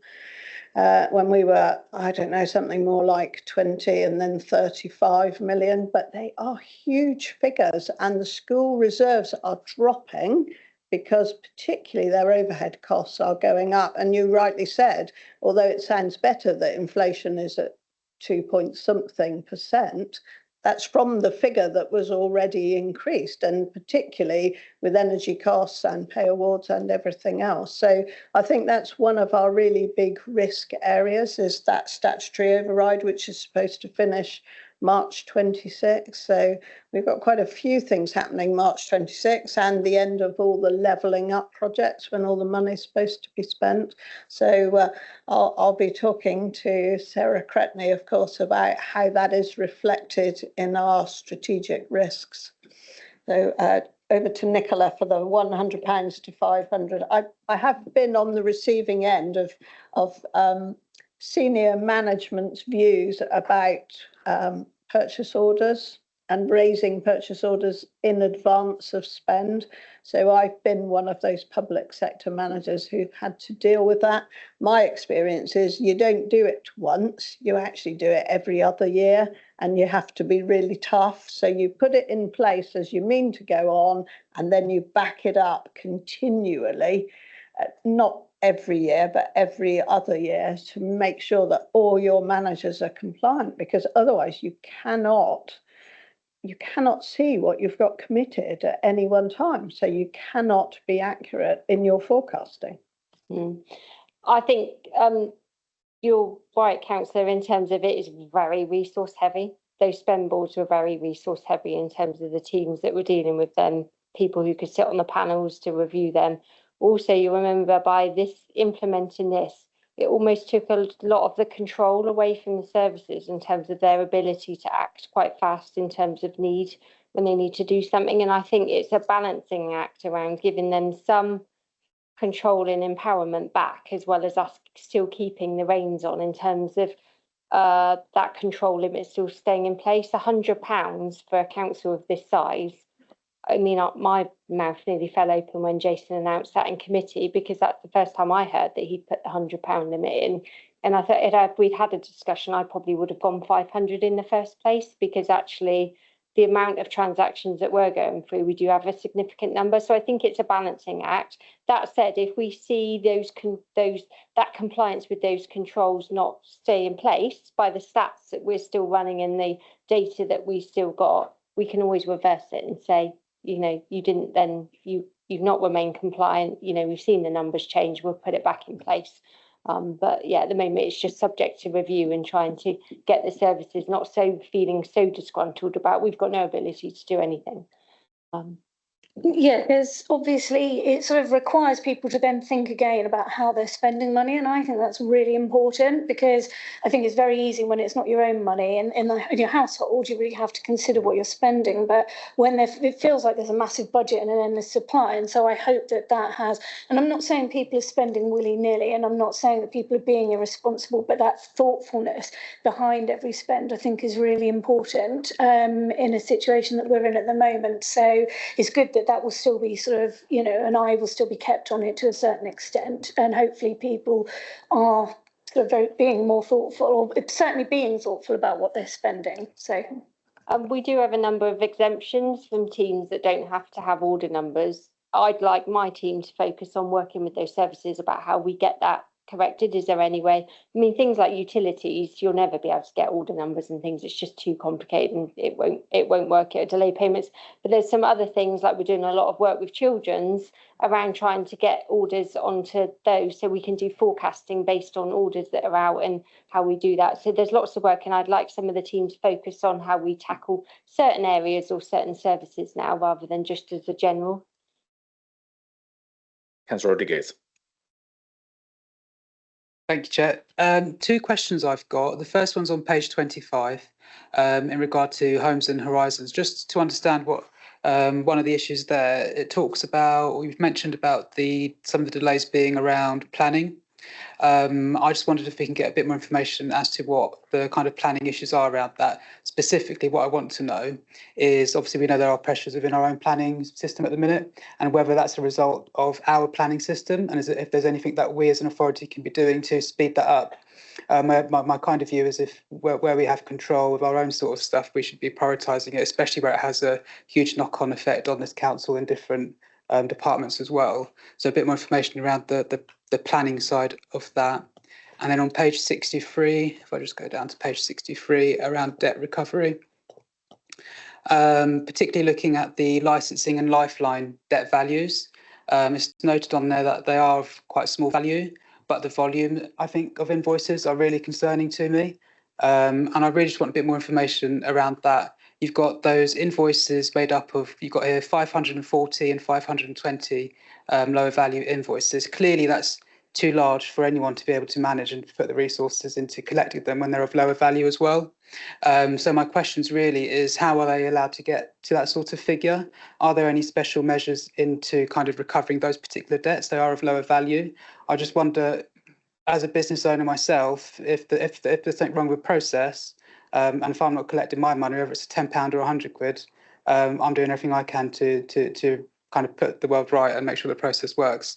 And every debt should be cost effective to pursue in an ideal world. So just a bit of information about how that's being managed, please. If okay, I would like to speak to my team just about that, because I'm not familiar with all of the detail in those areas. But I think just in terms of our stances and authorities, we try and get people on direct debit. So as much as we can, we try and ask people to set that up. So those teams visiting the Lifeline clients, we would try and ask them to set that up in advance. So it's things like working with the teams to ensure we get that, so we don't get these debts in place. I think I'll take that away though and get you a written answer if that's okay. Supply. Councillor, do you want to come back on the Homes and Horizons? Yeah, thank you for picking up on the Homes and Horizons. Very dear to my heart, one way or another. Certainly, the Homes 6, 7 and 8 have been delayed a little bit for many factors, really. I mean, some of that's been actually quite good diligence around some of the spend boards, because even though it had been approved through a whole kind of cost-saving project, we still had to get everything had got sheep dipped through the spend boards quite rightly. I think it's more construction than it is on planning on the delays. I don't think we've been any more disadvantaged on planning than anybody else might have been for the fact that we do have issues around retaining and then dealing with new staff coming on board. So I think it's been new staff having to get to grips with the history of the project and understanding what's gone before that perhaps some of the delays have come in. But I know that we worked in the 6 months so I've been involved with this, maybe a year if you take it when I was ALM, we've been working incredibly hard to get our relationship with the planning team and the assets and property teams working really well. And I've been grateful to see that. So I don't think please don't worry about it being a particular problem on the planning side. We have had some construction issues where we've not realised something was in place. You know, we've come across something having bought the house that we hadn't realised would be an extra delay, or where we've struggled to get contractors come in on time. It's been that kind of thing really, but we've been working quite well together on that one. Thank you, Councillor Sieb. Councillor Rodriguez nicked my sandwiches. However, I'm also a little bit alarmed at that approach to planning. And I'm just wondering if we aren't in danger of stovepiping and being terribly reasonable and dealing within our own scope of management here. What we've got is a service where if it catches a slight cold, everybody else gets flu. It is a massive, a very long lever in terms of what it does to our finances. And I'm wondering if our service leads across the authority realise that one tiny hiccup in the delivery of mitigations in children's services, for example, causes a very big wave in the financial result. And everybody has to deliver their bit to get the mitigation in place. If any one person causes a hiccup or a delay, it's a problem. And when it comes to planning, I was wondering if you'd considered having your own planners. Now, highways have their own planners in order to get specialist expertise for development control advice as a highways authority. Back in the days of two-tier local governments in Somerset, the local authorities used to often have their own highways consultants in order to make sure that they were not held up by the two-tier system. And this seems to me like a good example where a secondment, perhaps part-time, in order to get continuity and to speak planner language to planning managers and procurement language to procurement managers, in order to get the actual output that you're after.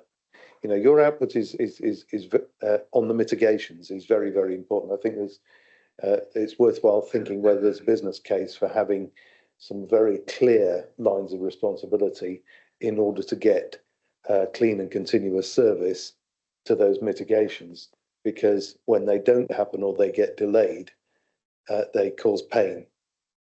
And I think it might be a bit of an investor save type situation.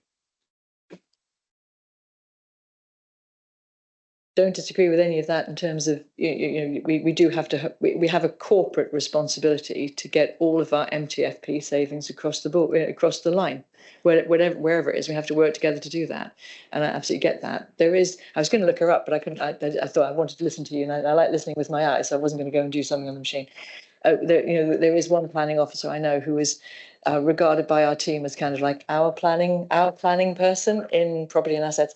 So there are clearly people who are not, whether not seconded to us, but we have these strong working relationships across the silo boundaries, and that is really good. It's the nitty gritty of those officers in planning who perhaps have changed over, who may not have known. And I think I think you're right. Right now, it would take a very strong-willed and thick-skinned person to try and put in a business case to get an extra planning person into children's. I mean, right now we're struggling to get planning people into planning, and I'm not saying therefore we shouldn't consider it, but I think I so far have been assured that our relationships across the silos are good enough. But I take the point and I'll take it away and have a look at it. And I think the other point to say is that the reason in answer to Councillor Rodriguez's question, planning was one of a number of things that have caused a delay. If I thought the only thing standing between us and getting houses 6, 7 and 8 open on time was planning, I think we'd have had a different response. Chairman, I think you're interpreting that a little too narrowly. And the response is a 9.1 million overspend on a 45.9 million budget in the first quarter. This lever is enormous. Whatever the issue is across the authority, we need to get it through to every single service head that we can't afford any delays in these mitigations in children's services. That was my point. It was across the piece. We need to have ownership of the problem of delivering the mitigations in children's services. I picked a planner as an example. No, thank you. Thanks for the clarification. I appreciate that. And something I should have said really, when even in answering the question originally, was because I was thinking of it when you were asking the question originally or making the point originally. We do have obviously a children's transformation board, which has an external chair, and I co-chair it. And there's the finance transformation board for children that feeds into that. One of the key things that our external chair is constantly asking is, where are we with our mitigations? Can we find a way of getting those mitigations working better? Where do we need to escalate it? And he actually does a lot of the kind of door opening, as it were, or holding to account as well. He helps us to hold account across the whole corporation, which I think is really important. So I just wanted to share that one, because we do that escalating process. We shouldn't have to escalate it. We should be doing it anyway. But if we find a block like that, we do have a mechanism for getting around it. I think I must admit, without getting too involved in planning, I totally agree with Councillor Seaver. And it's not just planning; it's legal. It's all those other departments that need to understand how they fit into these sort of delays and what those delays mean to the body corporate. And I mean, that ultimately was the rationale behind us going unitary in the first place, that we wouldn't have these different sections not understanding each other. So I think you're absolutely right. If those communications aren't happening regularly, they need to be, without having to have someone to start banging heads together. But I've just seen Councillor Collins, you've popped up online, so would you like to go ahead? Yes, thank you, Chair. Yeah, question really regarding the costs of adult and children's social care. I seem to remember from meetings a few or 6 months ago, it gone up in 2 years from something like £580 to £840 a month. I wonder if you could update us on that. And second part of the question, I see in the national press a lot of children's homes and adult social care homes now are obviously owned by the private sector. And in particular, they have a sort of joint ownership. The building is owned by often an offshore-based sovereign wealth fund or a hedge fund, and then there's a management company paying very large rents to the offshore-based owners. I wonder if you could update us on how many of our homes are owned in this sort of double-hatted, slightly opaque way. And how many, or if any, are still owned by the council and run therefore on a more not-for-profit basis? Councillor Shearer. I give it my best shot, Shane. I certainly will. And luckily, because I did have that experience just for a year in adults, I've got a bit of a clue, though a bit out of date. But keeping an eye on things. I think it's safe to say that you hear a lot in the press about almost naked profiteering, I think, particularly in children's homes, more so than adults, but it does happen in adults as well. Because people who want to make money out of property see it as a safe bet, an easy way to keep a property full, and therefore they can make some money out of it. So I think that is a factor, and it's a factor across the entirety of the country. We did even discover one when I was in adults, where we had a home that had to close. And then when you dug around and found out who owned it, you realised it was kind of somebody who was, described themselves as a property kind of magnate, which is not kind of what you want owning your social care homes. But that's the way it is. In terms of, do we own how many of our own properties do we have? Frankly, at the moment, it's the 5 going up to 8 Homes and Horizons properties, because they're pretty much, we got out of, I think, as a council way before my time, owning our own homes, both in children's and adults. So we don't have, so we're constantly trying to manage the market. Oh, I'm glad Sarah's there as well. Thank God. I hadn't seen you on the call, Sarah. So if I say anything nonsensical, you can put me right when I've shut up. With the children's hat on, Homes and Horizons was part of a kind of market disruption attempt, because all we can do is influence and, where possible, disrupt a commercial market, because that's where we're at. Bringing all of those, if we had to create enough of our own homes to accommodate the 110 children we currently have in children's homes, we would bankrupt the council overnight, assuming we could do it overnight. So it's a challenge because of the way we work. I'm sure Sarah will talk about the cost of what we pay as well, particularly on adult service. It had a very marked effect. Local authorities have been secure payers, but low payers very often, whereas private people may pay a bit more. That's more on the adult side than the children's side. The children's side is almost all statutory. So we're unfortunately, because there's a lack of residential places, they can pretty much charge what they want. They take I hate to call any child low-hanging fruit, but they'll take the children with the easiest conditions or behaviours to manage. And we really struggle to find places for those children who've had the worst time and need the best place, and we struggle to get them housed. So it's yeah, I'm afraid it is all commercial at the moment, but that's the same for most, I would imagine, most councils in the country. Councillor Wakefield. Yes, thank you, and thank you, Heather, for what you've said. Just to say that, yes, the average cost of a care home place is around £800 a week, paid for by the council a week, not a month. I think you've said a month, Shane. And our biggest expense in adult social care is care home fees, direct payments, and care packages. That's 90% of our budget. So we've got all the staff costs on top, separate from that, but that is what we pay for in adult social care. Actually, in Somerset, the care home market is a mixture of smaller and larger care providers. We have a slight, at the moment, over provision of beds, which means we can get our rates when we argue for them. People put relatives or whatever, put themselves into care homes privately. They are often more expensive than we can afford. And if that person or family then runs out of money and becomes dependent on the council, we may have to move them to one that we can afford.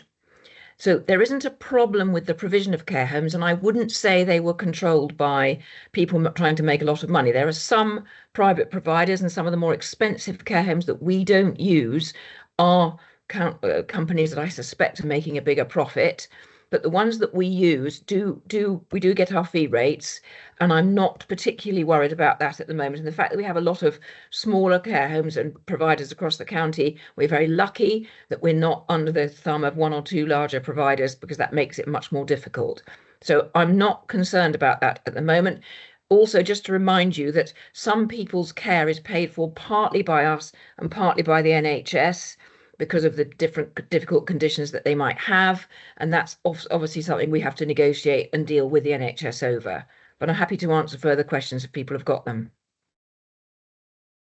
Thank you. Thank you very much. Could I just ask one question in relation to the adult placements?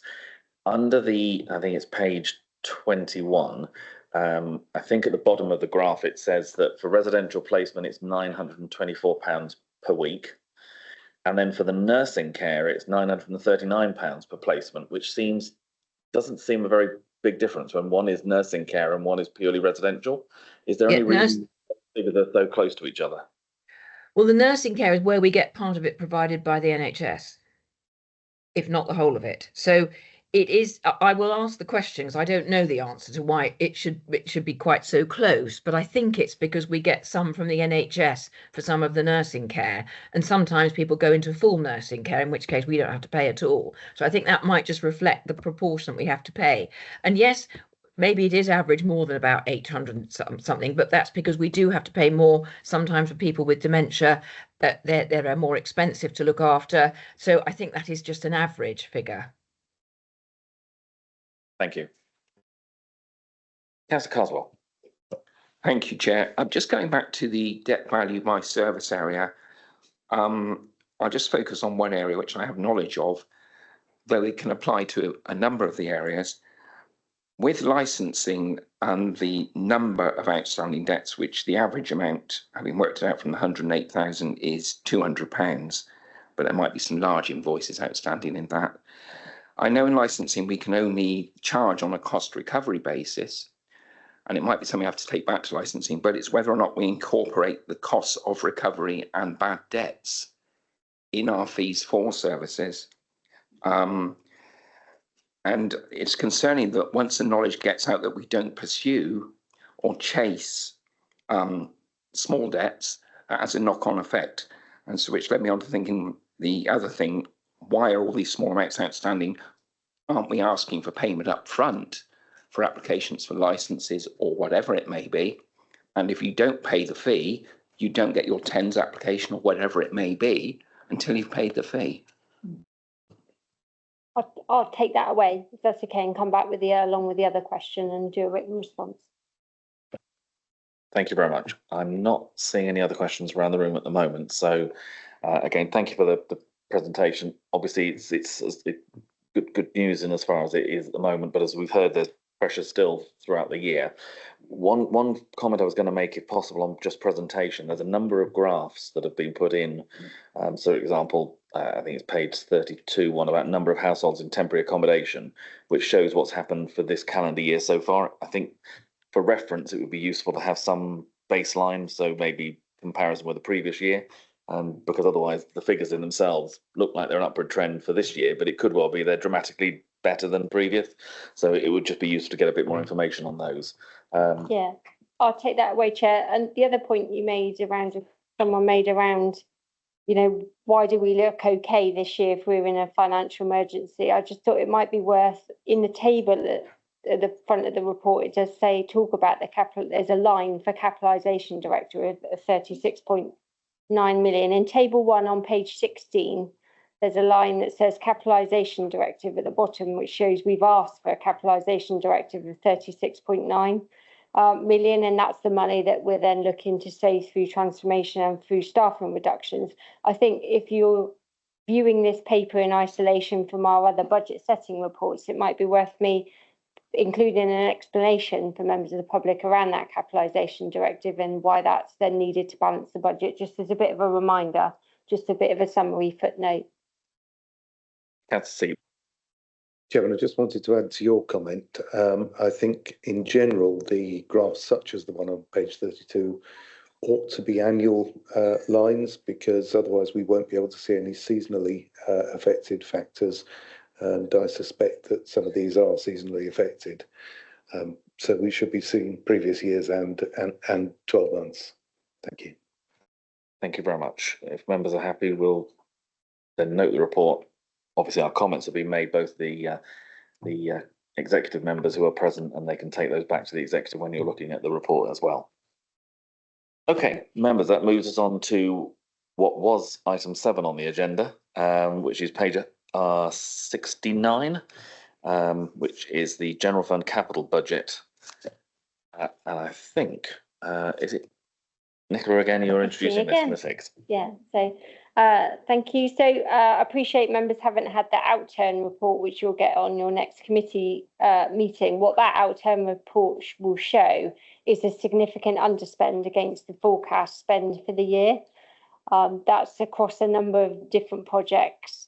But what that did have, the knock-on effect, which we'll see in the revenue report, is our treasury team will work with the capital team around our forecast spend for the year. Therefore, what do we need to borrow as a council? They will forecast that in terms of our cost of that borrowing. And obviously, where then we have a significant underspend in our capital programme, that then creates a positive effect in our revenue budget in terms of we haven't incurred that borrowing cost, but therefore doesn't mean that our forecasting is very accurate. So that's one of the big areas of actually a contributing factor to why we've seen a significant change in the revenue position from month 5 through to outturn as well. That was a big variance, and then you'll see that in the report when you get it. So one of the things the capital team are doing is trying to work much more closely now with the budget holders for each of those schemes to get them to reprofile their project spend. Now, sometimes reprofiling of a project spend can be seen as a negative in terms of we haven't delivered that project on time. But actually, we need to see it as a positive in terms of actually if they reprofile the spend correctly, our forecasting is much more accurate, and kind of all that monitoring against spend against forecast will be better and more timely in terms of us being able to forecast that borrowing that will then have the effect on revenue.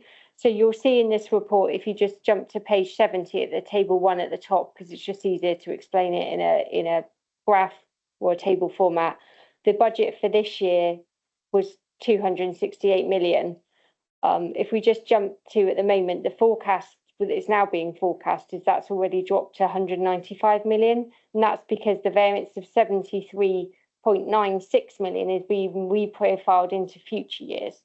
So that's not just about, that's about actually looking at what we've got in our capital programme. Will it be spent in its entirety in this financial year, or will it go forward into next year's? Sometimes there's a nervousness to do that from project holders, especially where they've got grant attributable to it. So they've got to be careful around kind of our profiling of schemes to ensure that we don't have to pay any grant money back or project delivery. And sometimes we have to ask central government or other funding sources for an extension if we can't, and we have to explain the fact that we've suffered planning or construction issues that meant that we haven't delivered that.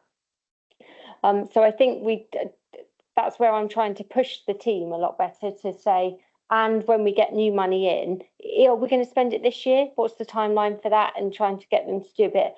I think why we've struggled is the knowledge in our capital team and our knowledge from the legacy authorities dealing with each of those capital programme items has dwindled, and I will be honest, that has had an effect on our ability to be able to manage our capital programme, just because that knowledge isn't there, the history of the scheme, and capital resources, an area that the finance team has struggled on. So we're doing a lot of work with them. The other thing so in terms of actual spend to date, you'll see in that table it's only 12 million. That's where I'm pushing to say, if we've only got 12 million now, I appreciate it's only Q1, but actually, are you still going to spend that 195 million this year? Because we're already now heading towards the end of August. In September, it'd be interesting to see what the figure is. I would expect a lot of reprofiling of that if we aren't going to deliver, just because of the effect it has on us. Just moving down into page 74. So you'll see there listed under section bullet point 25 and 26, there's some additions to the capital programme. So what I'm trying to get the report to do is really be explicit to tell members why the capital programme's changed. The additions there, the only ones that I would really expect to see throughout the year would be the ones where we have received external grant funding, and therefore that we need to add that to our programme. Otherwise, we'd largely see any changes to the main capital programme as part of the budget setting report in February. And there's environment there as well, where money is moved between schemes. Just moving on to page 75, there's the financing of the capital programme. You'll see there actually table 3. When we look at what we're delivering of that 195 million, actually only 42.3 of that is external borrowing. The rest of it is actually grants. You can see there's a large percentage there that is actually going to be covered by external sources. And you'll remember last year we did a big review of the capital programme to try and minimise the amount of borrowing that the council was undertaking by removing those schemes that were subjected to borrowing. Another review is going to take place as part of the budget setting for 25-26, and part of that review, I'm hoping, in terms of Appendix A and B, so Appendix A and B detail the individual schemes and talks about the profiling of those schemes in the current year and the future years. I'm hoping for Q2 you will see those in a different format. So I'm actually asking the teams to do on a line-by-line basis with the funding source attributable to those on a line-by-line basis, and therefore members can clearly see which ones are affecting the council. And so that's going to be, unfortunately, because we've got the first year of the new finance system, the capital are busy trying to close out and finish off 23-24 council. We didn't get that done for Q1, but for Q2 report, I hope to have a new format in place to there. But just happy to take any questions. Thank you. Councillor Trimnall. Thank you. So, first question, I fear that I might make myself look like I didn't know something I should have known. Has the capital directive or the grant been approved from government? Because I wasn't aware that whether it had or not. So that's the first question. Is that the same thing as is listed on the table on page 75? And then what was my other question about? I'll go with that and I'll see if I can remember what else I was going to ask. Apologies. The capital directive is in relation to revenue. So that's revenue funding that we've asked for. And at the moment, we're just waiting the report that SIPFA have been in doing a review, and they've written that report, and that's going off to DLUC. And therefore, then I think DLUC use that in their assessment of what we are as a council in order to confirm and when we're likely to get that money. Just in terms of the, sorry, Lisa, did you say table 3 you were referring to there? Did you have a question? Yeah, so that was one question. And then the next one, I suppose, was capital receipts. Are you expecting that to increase over time? Is that where we get, is that the receipts for sales of properties and things? I just don't understand, that's all. No, that's okay. So yes, there is a big asset disposals programme that members will be aware of, and those will generate capital receipts. We're not expecting to be able to utilise those capital receipts to deliver the capital programme, because we need some of those capital receipts in order to fund the transformation programme and use them through the flexible capital receipts directive that we're allowed in order to use some of that for revenue funding as well. Thank you. Councillor Ham. Thank you, Chair.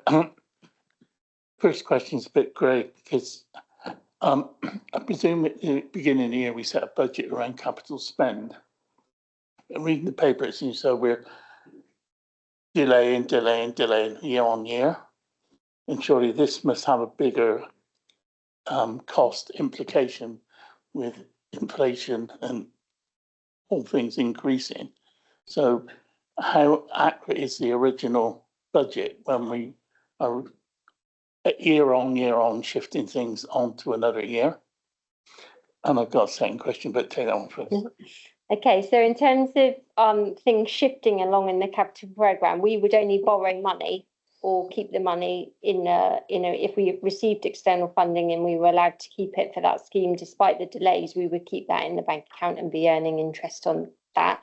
In terms of our borrowing, we only do the borrowing at the point of that we need it. So we don't borrow in advance of need. Part of our cash flow monitoring is we do that on a daily basis to work out what we've going in and going out. So therefore, we won't be, what I'm saying is we wouldn't borrow the money and be incurring the cost on that to pay for the capital scheme, and then the capital scheme have delays, and therefore we've borrowed in advance of need.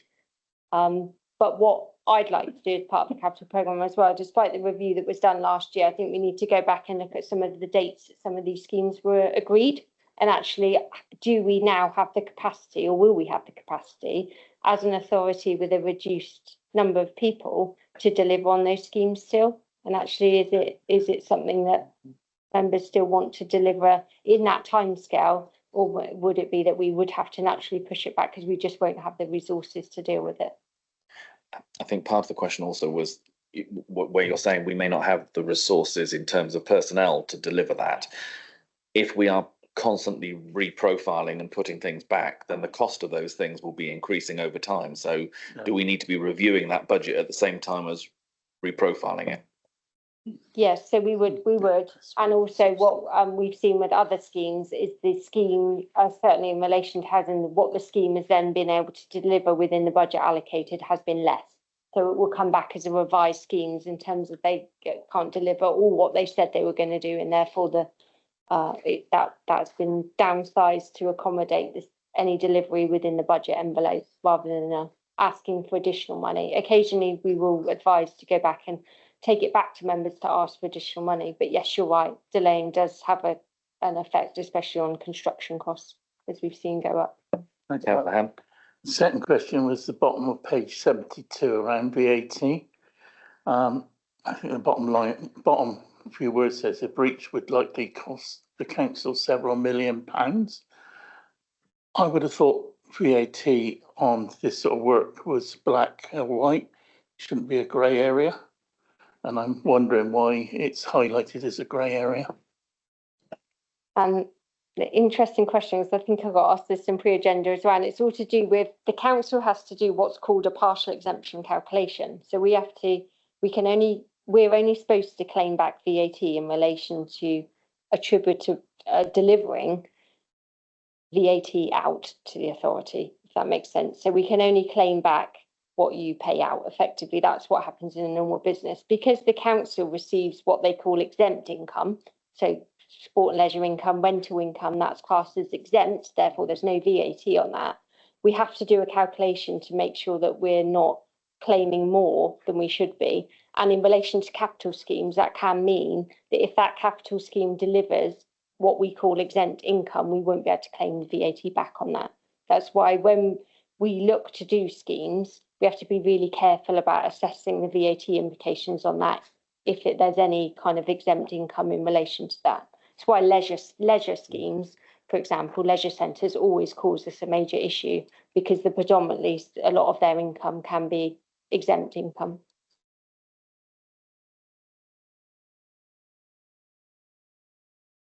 You know which ones are which, it's just you have to make sure you get them in the right boxes. Because in farming, a lot of things are exempt and we have to play around with exempt as well. Yeah, so and the point here is if we don't get it right, it can cost us a lot of money. Thank you. Councillor Rodriguez.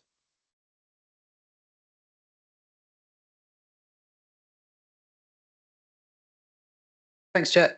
Just looking at page 81, particularly around the transport kind of infrastructure graph there, table, sorry. It's kind of so last year and the year before, I recall it's kind of a recurring theme where every year you do get lots of slippage around where I've had a focus on transport anyway, at least with various projects. And I think that's quite concerning looking again this coming year, particularly around road structures, where about just over 20% of the budget for road structures is being kind of slipped into further years again.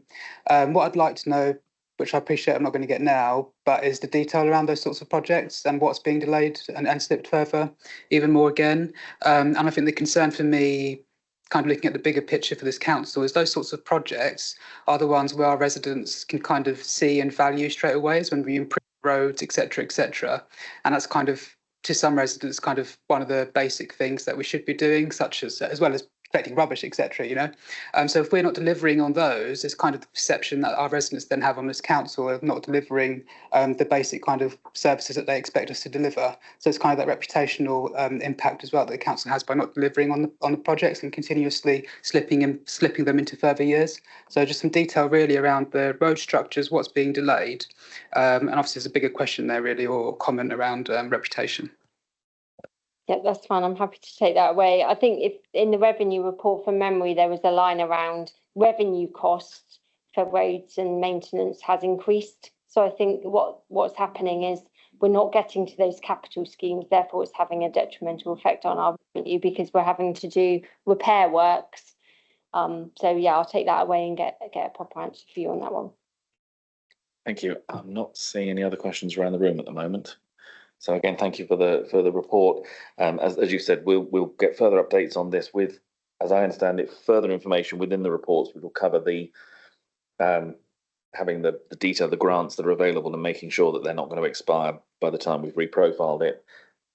Building in the capacity as to how we can actually deliver these projects, that we're not keeping projects on the books that we ultimately can't deliver, and being aware that obviously the delays cost extra cost in the future. So how that impacts on the deliverability of schemes and whether those schemes actually have to be reduced in order to make them happen.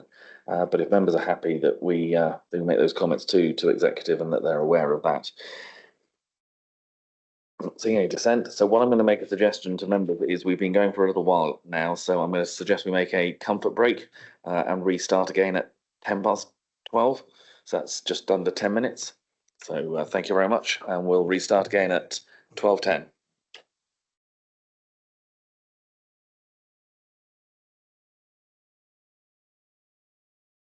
Sean, would you like to make a couple of comments on this one?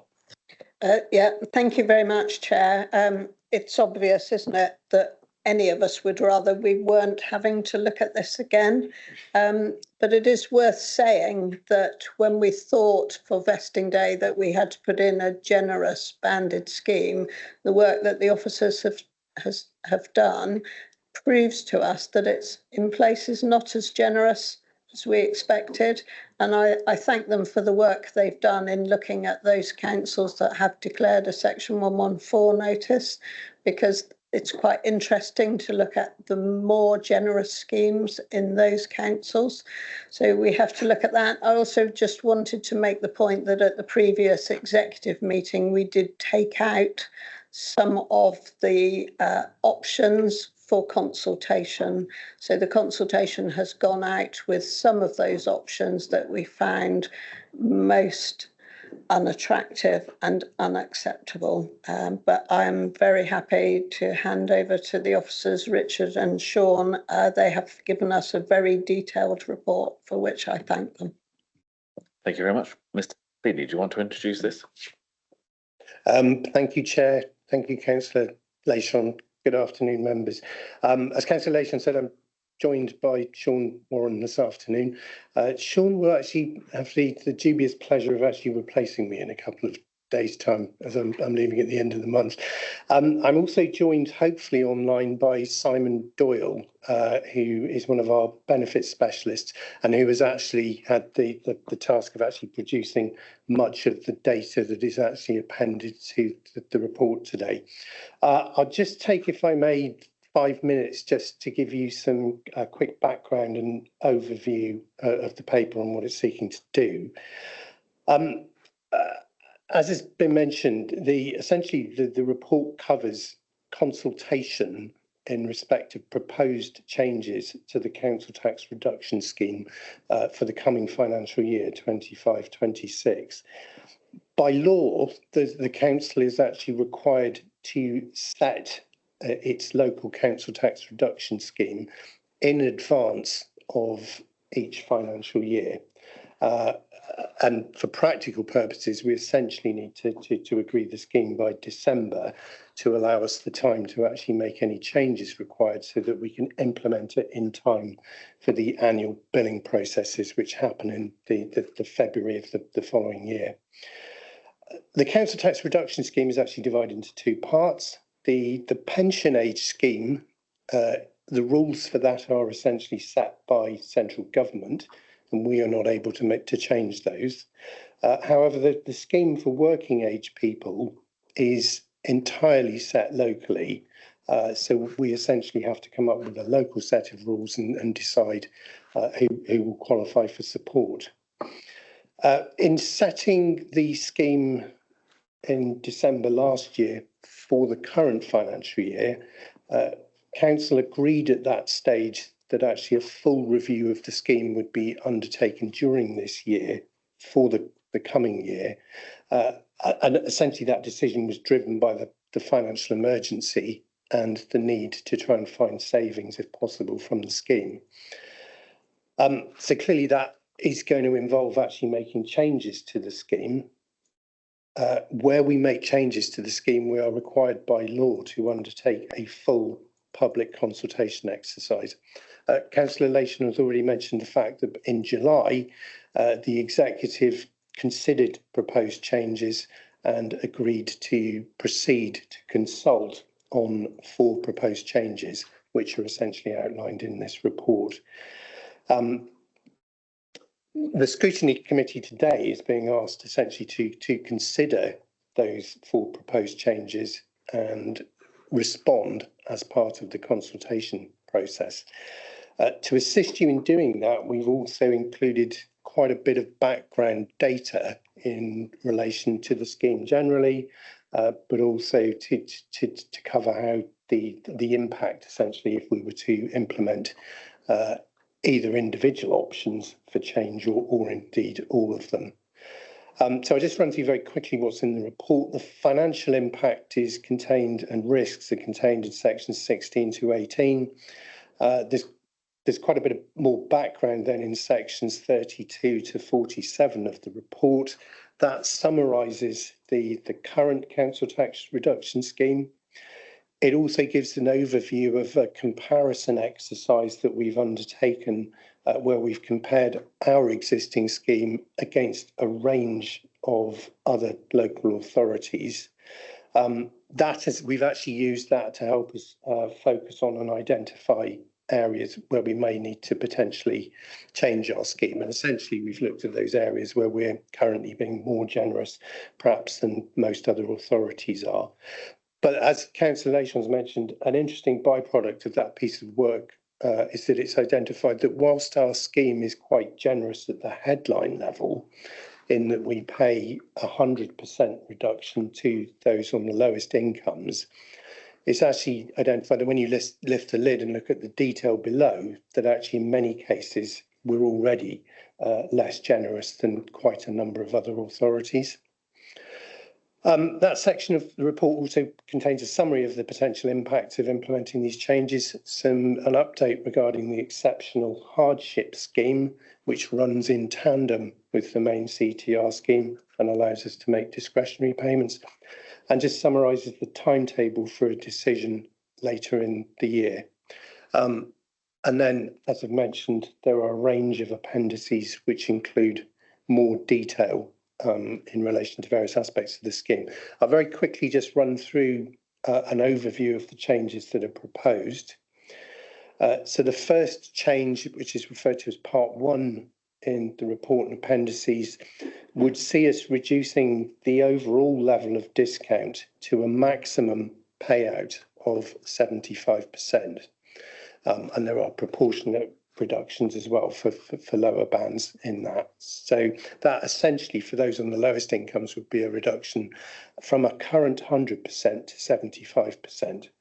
In financial terms, our modelling estimates, and I stress estimates, that we could potentially save 4.8 million by making that change. The drawback is that that will impact every single working age claim detrimentally.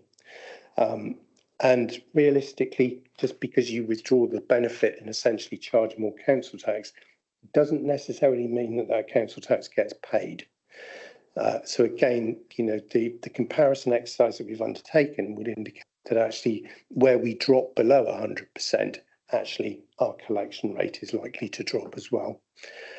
The Part 2 change looks at introducing non-dependent deductions of £10 per week for each non-dependent adult living in the property. Modelling suggests that could deliver us around 1.5 million in savings. That would only impact on around 15% of the caseload, and actually is consistent with the approach taken by the vast majority of other councils we looked at, who all implement non-dependent deductions. It will obviously detrimentally impact on those who are affected by it, and it will require an increase to an extent in the administration of claims, because we will have to collect more data that we don't currently collect. The third option looks at restricting the maximum amount of support that we pay to the Band D council tax level.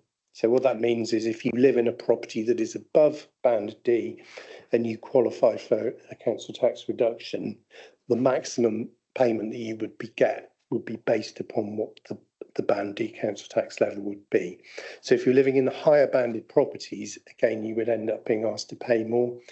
Actually, based on current data we've got about claimants and property bandings, the impact of that is minimal. We estimate we'd save about £86,000 a year, and it impacts on a very, very small proportion of the caseload.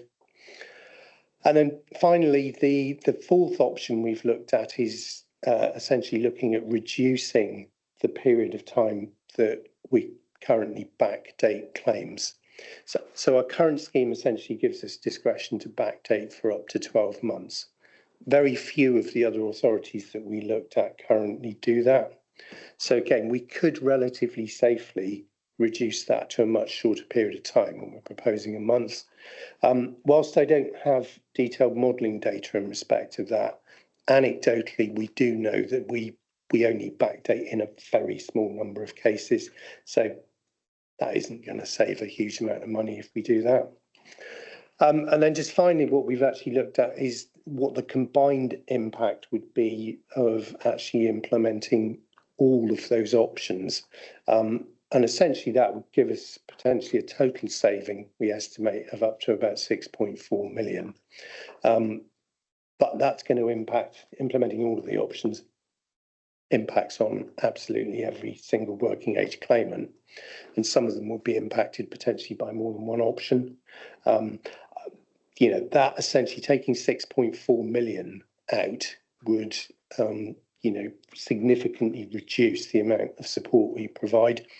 So I think it's a reasonable assumption, and actually the statistics back this up, that would potentially have quite a significant impact on collection rates and would see quite a significant increase in applications for exceptional hardship. So that hopefully gives you a bit more of a flavour of what the report's about. I'm happy to take any questions. Thank you very much. Any questions from members? Councillor Sieb and then Councillor Trimnell. Chairman, two relatively unrelated questions. Within the regulated part, the pension age scheme, were your calculations and estimates before or after the Chancellor announced the withdrawal of the winter fuel allowance, which of course is a discounted allowance, however, it affects the amount of income a household has? So that's the first question. And then the second question was, we seem to be constantly struggling with calculations which are based upon percentage terms. Did you look at the opportunity to set flat rate benefits, i.e. a specific number of pounds as opposed to a percentage of council tax? So in answer to the first question in relation to the winter fuel allowance, all of the figures in the scheme predate the Chancellor's announcement. However, we don't currently take the winter fuel allowance into account as income anyway when calculating how much CTR somebody would receive. So essentially, whether if they lose it, it makes no difference in terms of the amount that they would receive. In terms of the second question and calculating or awarding fixed amounts, no, we haven't at this stage considered that as a potential option. That would actually require some quite significant changes to the scheme and crucially the software that we operate to implement the scheme. That sort of thing I think becomes easier in the future. The problem we have at the moment is we're currently operating on 4 different software systems from, well, one of them's in-house and the other 2 are purchased from completely different suppliers. So that would be expensive to change, and realistically I don't think we'd do it in the timescale. But that, once we are in the process of consolidating to a single system, once we're on a single system, I think it then starts to open up far greater possibilities in terms of the future. That's a seat. I think it would be worthwhile carrying out some desktop exercises outside of the main scheme. I appreciate the issue for this year, but I'm just thinking flat rate amounts might reduce the administration significantly, particularly when it comes to different amounts for different bands, and it might have a clearer. One of the things that worries me a bit about this, particularly the first option, is the sheer scale of the extra funding that has to be found from an already stressed household. And as you correctly surmise, I agree with you. I think it will just drive that £333 from one pot to another pot because there will become exceptional hardship claims. Thank you. Councillor Trimnell. Thank you, Chair. So, yeah, I agree with Councillor Seeb. I think this is going to be a really difficult one to do because we're aware that people are already very worried about what's coming to us. We've got a budget coming that we've been warned is going to be horrible. And it's incumbent on us as councils to try and find, I think, those savings within our own spending rather than taking it from residents where possible. I've got a few questions. Firstly, I'm so sorry about this. It's really annoying. The consultation itself, are we going to have the actual consultation come to us to look at before it's sent out to the recipients? Who are the recipients who are going to be receiving this? Is it everybody or just the people in receipt of these discounts? Is it that? Is it because it's too far away from me?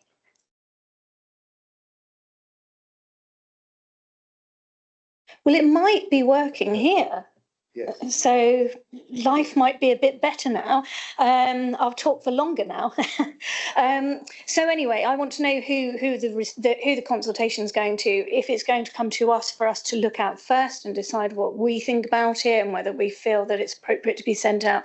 And then finally, the savings that are projected throughout this, are they based on the current payments that people are making, the current settings? Because obviously they're not going to take place till next year, where we're likely to see council tax rises. So is it based on a proposed larger amount being paid or current payments? Thank you.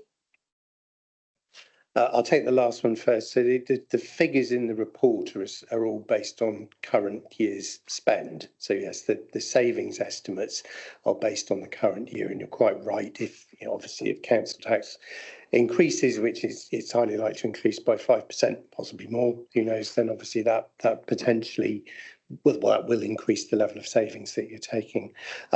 In terms of the consultation exercise, the consultation exercise is actually started in late July after the executive meeting on the 15th to agree the questions. We wanted to start it then because we're trying to run it for as long a period of time as possible. So it will run over a 10-week period from late, I think it's the 24th of July from memory, up until the 1st or 2nd of October. You should actually already have received, because we worked very closely with our internal consultation team and the comms team, and I think a members newsletter was issued at that time which made reference to the scheme and included a link to it.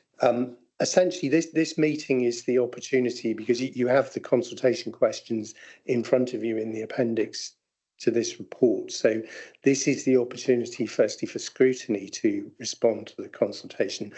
We've also taken the step, though, of organising an all-member briefing. Sean will correct me if I'm wrong, but I think that's for the 16th of September. Where we're going to give both, well, it's a two-part session which will give a general update in terms of the service, but also talk through for all members' benefit and answer questions about the consultation exercise.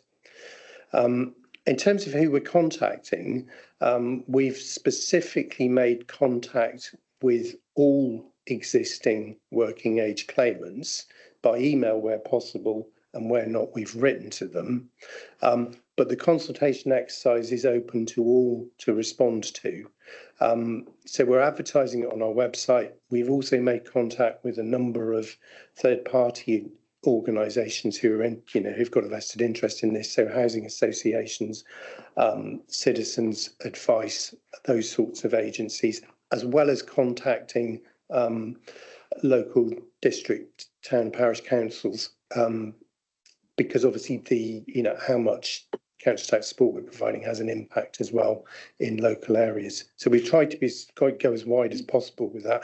I think when I last checked in with the consultation team, we were edging towards having had 1,000 responses already, which is pretty good, given that I think the claimant database is around about 18,000 for working age.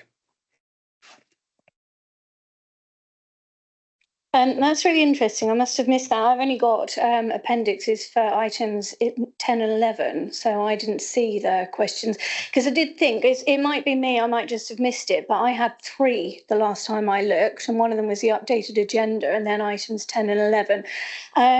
So when it came to us in executive, I didn't realise that we were talking about the questions themselves at that point because it wasn't a scrutiny meeting. So for me, I really feel that I'm not blaming anybody. It's just one of those things, but it really should have come to scrutiny before it came for decision at executive, because I thought, and I may have missed something, that it was going to come back to us today for us to discuss the sort of elements within the consultation. But it's fine. It's one of those things. And I'm glad people are responding, but I haven't seen it anywhere, which is quite interesting. But I may have missed the newsletters. We get so many emails through. Sometimes you've got to choose what you read. So thank you. Just to help members, the report is actually on its page 87 of the main report, and the consultation questions are actually outlined on starting on page 99. Yeah. May I just interrupt? I think that it might be the supplement 2 that you need to look at. There was another supplement that we reissued the whole agenda. So okay. I think the actual council tax reduction scheme is on page 117. And was an appendix on that same report, Sean Richard, sorry. Yes, the questions start on page 129. So you're looking at supplement 2.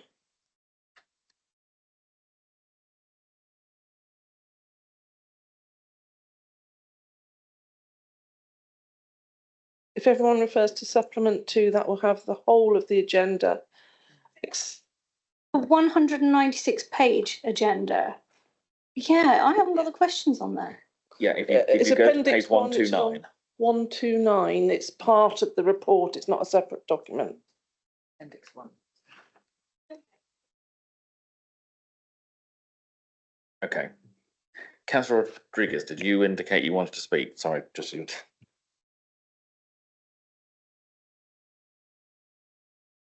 Thank you, Chair. One comment and then one question.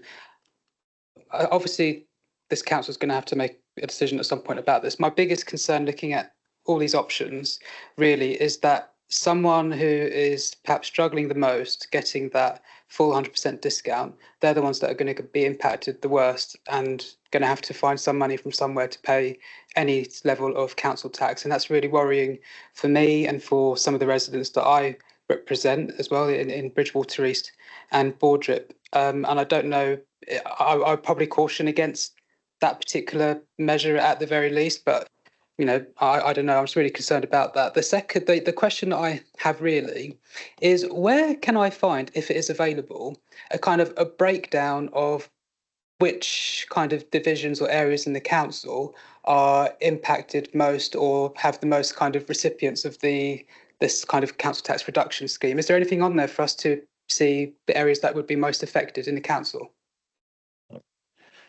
There isn't included with the report, I'm afraid. We could certainly, I think, identify down to the parish level, the town council level, actually how much council tax reduction is currently paid in each area. Where we struggle at the moment, again, it comes back to the fact that we're running 4 separate computer systems, is I can't provide the impact assessment down to the parish level in terms of how it's likely to break out across the parishes. That said, and you will see it in one of the appendices, because the modelling data is actually based on the caseload for one of the former districts, which we've then had to extrapolate across the other 3 former district areas. But actually, there is quite a high degree of consistency, certainly at the former district level, between the makeup of the caseload. And I think that's included in this detail in one of the appendices that actually outlines that, I think. But I don't have it at the parish level, I'm afraid. quickly come back. Obviously, I know we've got Somerset Intelligence, which is really great for seeing data within our own respective divisions. And I don't know if there's any information on this on there. If there's not, then it'd be really good to have that on there. So that as a divisional member, I can know whether or not my division is going to be more impacted in Bridgewater East and Portrait perhaps than any other division. And I may wish to make stronger representations as a result of that. So having that kind of data would be really useful. Councillor Lyshaw. Thank you, Chair. I just wanted to make a couple of points. One of them was my total surprise in a parish council meeting when nobody in the room understood that people in Somerset don't necessarily pay 100% of council tax. So even taking into account the single person discount, there was nobody on that parish council, quite a big parish council, who understood that there were reductions in council tax for households on lower incomes. So I think, and my experience has been that you get people who say, I'm really glad to hear that. And you also get people who say, actually, I think everyone should pay their full council tax. So you do get a range of views. I mean, for me, we did, for me, the right thing last year when we went with the DWP increase, which I think was 6.7%. So we could have taken a decision as an executive to reduce that inflationary increase to the reduction last year, but we didn't. But we did take on board the recommendation that we would do the full review this year, and we allocated money so that we could write or email to every single person who was claiming. That was presumably working age claimants, not pension age claimants. But so I think there is a piece of work to do about understanding, and there may well be people out there, as we hear that there are people who don't claim pension credits. We're told 900 something 1,000 people who are not claiming pension credits. Maybe there's a piece of work we need to do. But officers have a really, really significant priority at the moment, which is getting all 4 systems into one system. And I would ask member colleagues to understand that that priority has to come first. We're coming out of an outsourced contract for what was previously Mendip, now East, with Capita. So that has a timeline, and we have to comply with that. We're looking, Richard will give you more information, and Sean, if needed. We're not looking to move everyone over of every part of Somerset to the new system in one go, because that would obviously be riskier. So we're doing it in the way that we did with payroll. When payroll came into the one council, that came in the different areas. We need to ensure that we do remain a council with an adequate council tax reduction scheme. But we also need to make some savings from this. And as I say, that priority of getting everyone onto one system, and then this scrutiny committee would be the right scrutiny to do it, could then ask for a lot greater detail and breakdown on where that support goes once we're onto the one system. Thank you. Thank you.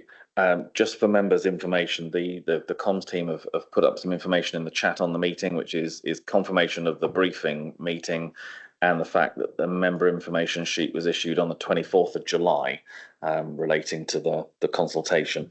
And it's just worth again reminding members that this will obviously go back to the executive for them to have to make the decision as to how they proceed.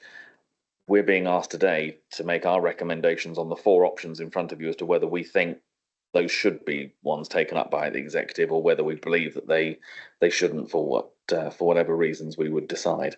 I've got Councillor Locke first, and then Councillor Carswell. Thank you, Chair. I got concerns about this, I must admit. All right, I'm like Councillor Shrimnall next to me.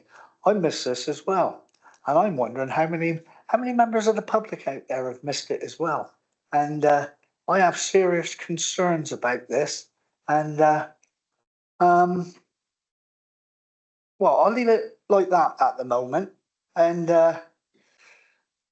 I think Councillor C touched on about the concerns. I'm concerned about the people which are going to be the worst, which are affected by this. And as we say, we don't know what is down the line in the budget in October and that. I think this is, I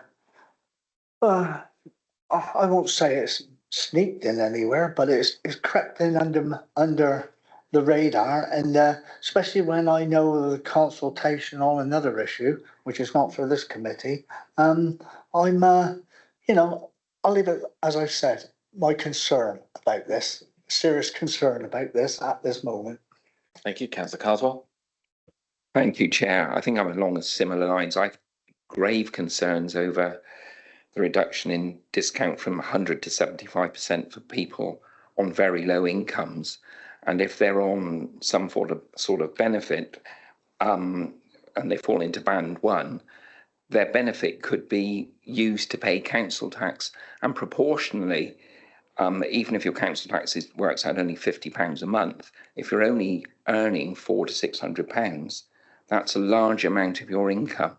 So I do have concerns, and I don't normally clash with Councillor Lation, but I don't know if an adequate council reduction scheme is good enough. Thank you. If you wish to cancellation, yes. So, colleague Carswell, you made the mistake of mentioning my name. What's really interesting in this paper and in the national situation is that where councils have gone towards Section 114 notice or declared one, government have looked to those councils to ensure that they have a more adequate council tax reduction scheme, because those councils have then put up their council tax by more than the referendum limit. So we have to understand that. I think you're right. We were, and I'll take you back to the first sentence that I spoke, which is, I wish we weren't here at all. I wish we didn't have to do this. So whilst this scheme may not be as generous as some, I felt that it was more suitably adequate for vesting day. And I do still wish that we didn't have to go here. But I think it is really helpful, and I really hope that this committee will come up with their views about the 4 different options that are in the paper. Because as we know from the executive in July, we could take out 2 options without taking out the other 4 options. So they're not mutually exclusive. Or they are mutually exclusive. I'm not sure which way round it is, but you can select from. We started with 6 parts. We're now down to 4 parts. I think I'm just saying to you, Simon and colleagues, please let the executive know what you think, because your opinions are both valid and valued. Thank you. Thank you, Councillor Cottle, and then Councillor Ham.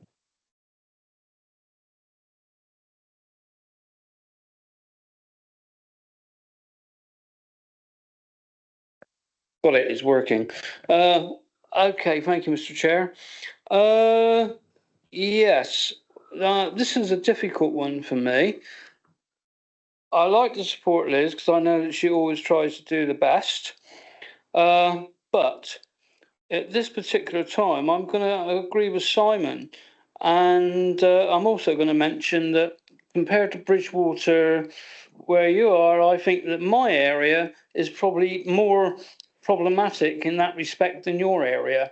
To be honest, Glastonbury is a very deprived town in many ways, and I would imagine a query on council tax every other day, and a couple of them have been extremely complex recently, as Liz knows.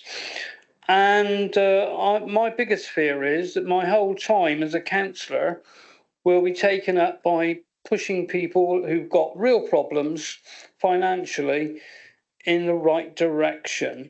And if they're going to, because I think even that 25%, having to pay that little bit extra out of their benefits or however, lots of people in Glastonbury work as self-employed mini businesses, and they earn a pittance and I know this for a fact. I've seen the books of it quite a lot, and I think it's a trouble, and it's a real sad day that we have to go down to reducing these taxes. And so yeah, I'm with Simon on this, and I think I'm looking forward with trepidation at what the result will be and the turnout. And I think that I'm going to be an even extra busy person due to this fact, which is not good, and it's not good for the people. Okay, and that's all I want to say. Thank you. Thank you, Councillor Ham.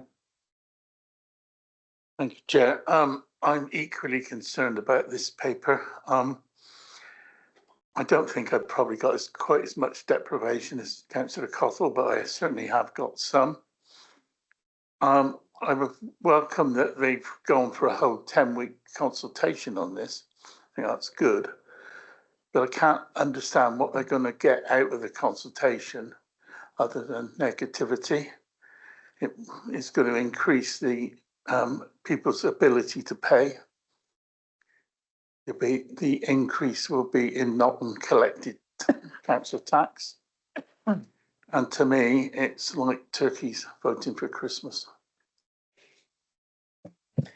Thank you. Councillor Trimnell.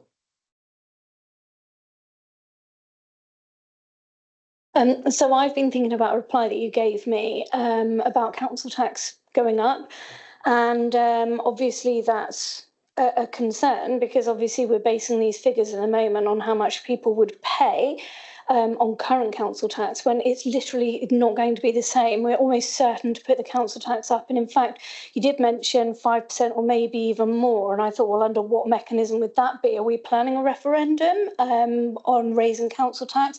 Is that something that we're looking into? Because all of these factors really matter. We're asking people to consult on something that's based on perhaps have we expressed to people that the figures that they're looking at the moment, have we given them those figures, and those figures that they're looking at won't be the same, they'll be even greater when they actually have to pay it? Mr. Seeley, do you want to comment on that, and then I'll make a couple of comments as well. Okay, yeah, so the detailed consultation pack that's gone on, certainly the consultation is online, but we've, as I mentioned earlier, issued a letter or an email to all existing working age claimants. So if they look at the consultation online, the figures in there quite clearly indicate essentially, and I appreciate it is based on this year's figures, actually what the changes would mean in terms of the differences in, say, the income band thresholds and things like that. I mean, yeah, I agree in terms of the council tax rise. I mean, I think it's, given the council's financial situation, I think it's no secret, I suspect we'll be going for the maximum of 5%. But what is an unknown at this moment in time is precisely what powers the current government is going to look to introduce, because I certainly heard rumours that potentially they may be looking at the potential to go above the 5%. If they do that, then I think obviously before a final decision is made on this scheme, then my advice to you as members would be to obviously take into account whatever the eventual overall proposed rise in council tax is. It's probably just worth making a comment as well that actually, the reports come here today as part of the consultation process. So, what I'm actually asking or offering you the opportunity to do today is to comment proposal by proposal as to whether, ideally, it'd be useful to get a steer as to whether the committee wants to what you feel about the proposals essentially individually and in totality. But actually that will then feed into the consultation process, which will end in early October. We'll then consider the results in the round of that process. Final recommendations will then come back via scrutiny and then to executive and full council. And at the moment, we're scheduled to do that in November and December. So, you will get a further chance to, you'll get a chance again to scrutinise the final proposed scheme following the consultation. Thank you for that. I think that was helpful. I mean, certainly my understanding of this is I'm going to be coming to members for your views on the four parts of the recommendations.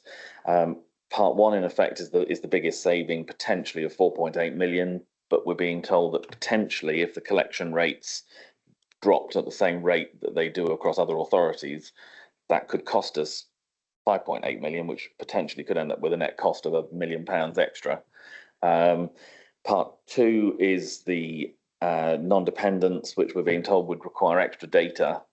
And from the report, there are some issues potentially relating to those families that need to have another adult. So potentially, I think it's highlighted within the report, those who are disabled, who need to have someone living with them to help with their care, that could affect them. Item 3 is the restricting the support to band D, which raises £86,000. And the fourth one is the cutting back on the back payments, which by the sounds of it, we don't necessarily do a lot of, but we could do back payments for a year, which is out of character with everybody else. So, members, I'm going to be looking for a recommendation. I've heard the debate, and I think I know what the recommendation is likely to be. But part one, in terms of the recommendation for the saving by moving away from a 100% discount to a 75% discount, is that a recommendation to the executive that we as a scrutiny committee would wish to support or not? So I'm looking for a recommendation. Councillor Carswell.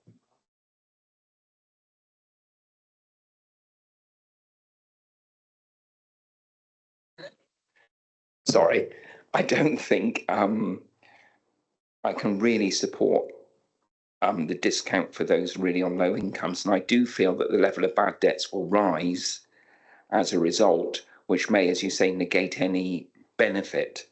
As regards, I know we're only on so my proposal would be on the band 1 to leave the discount at 100%. I'll leave my thoughts on the other parts 2, 3 and 4 until we've done this. Thank you. Thank you. Is that seconded? Yeah. Councillor Cottle, thank you. Is there any contrary view? I'm not expecting. So I'm looking then, we've had that recommendation moved and seconded that we would not, the executive, to proceed with part 1. All those in favour, please show. Has everyone got the hand up who wants to put the hand up? Have we got a count? Do you want those against? Yeah. So we've got those registered who put their hand up. Those who wish to oppose that recommendation, please show. Okay. And any abstentions? Okay. Got that. So we move on to the second recommendation, which was relating to the standard non-dependent deductions. Can I have a recommendation from the committee? Councillor Seed. I should have done that to twitch in front of you, shouldn't I, Chair? Yes, I think broadly I'm in favour of the second option. I think it's quite clear that our peers all have similar deductions, and I don't have a particularly grave difficulty with it. So I would be happy to recommend that we approve that to executive. Thank you very much. Is that seconded? Councillor Carswell, thank you very much. All those in favour of that recommendation, please show.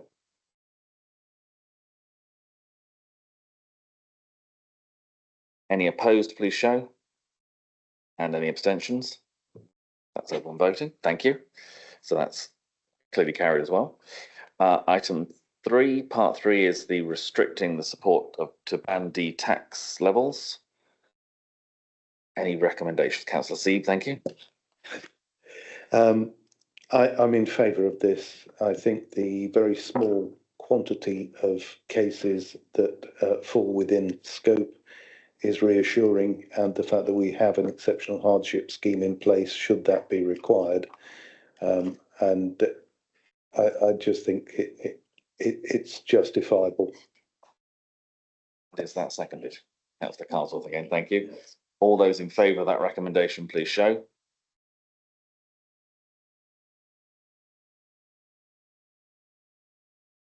Seven.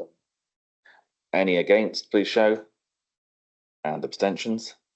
That's clearly carried as well. And the final recommendation about reducing the time that we backdate an award of council tax reductions so that it's no longer the 12 months that is current. Is there a recommendation for that, Councillor Trimnell? I think because this isn't taking money from people, this is just not giving them as much as we have done in the past. I think that probably this is fair and appropriate considering the situation that we're in. So yeah, I would propose this. Thank you. Is that seconded? Thank you, Councillor Seed. All those in favour, please show. That's any against. Okay, that is clearly carried. Thank you very much. I would just, I think, highlight at this point as well, if we can just send a message back that we know we're partway through this consultation at the moment. It does sound like a further push on publicity, both internally and externally, would be helpful, just to make sure that everyone who does want to comment can comment, and then ultimately it sits with the executive to make the final decisions. But Councillor Carswell. Thank you, Chair. Just as an aside, we presently give a single occupancy 25% discount.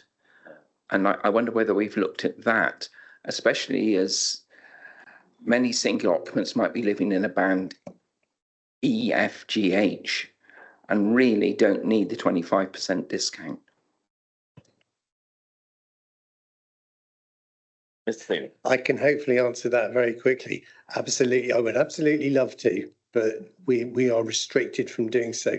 That's a statutory discount applied by legislation, and we have no choice but to implement it, I'm afraid. Thank you very much. Councillor Hammond, one last comment. Yeah, I must move on. Just going to ask if all the information could be sent to all the parish clerks, because I've not heard of it of any of my parishes, and I've got 16. Certainly, I think if officers can take that back and make sure our publicity team get that out to the parishes as well as members of the public. Thank you very much. Yes, Councillor Lysholm. We need to thank Richard Seeley for his work over many years and wish Sean all the best taking over. And look forward to seeing Sean, I'm sure, at plenty more meetings. Thank you, Richard. Been so much appreciated. And whilst not everyone in the room has this experience, every time I've sent a complicated piece of casework through Richard and his colleagues, it's been dealt with swiftly, fairly, and when it's needed to come back to me, I've been informed, and it is hugely appreciated. This is work that councils do day in, day out, that is mostly unknown. Thank you. Thank you very much. I'm sure I would echo that for the whole of the committee. And as Councillor Lysholm has just said, the role that your department plays is often one that people don't see until it goes wrong. So the fact that we haven't seen much of you in the past is probably a good thing on that front. But obviously in the last couple of years with the changes to the seats schemes, your presentations have been very helpful in terms of members getting their heads around what it is that we're having to deal with here. So thank you very much, and best wishes for whatever you're moving on to. Right, members, moving us on then to item 10, which is the Regulation of Investigatory Powers Act 2000. And I think, is it Leslie Dolan introducing this? Right.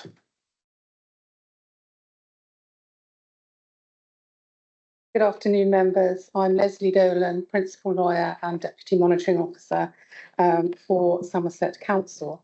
So we move away now from financial matters that you've been considering for most of the morning onto something completely different, covert surveillance by local authorities when they are conducting investigations into potential criminal activities. Leslie. So, Ripper. Oh.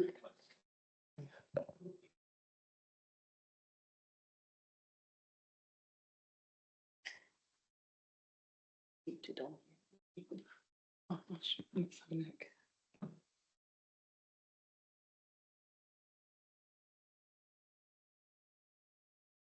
I am leaving. Which one? You need to have a cross through it. There. This one. Do it. Next one along.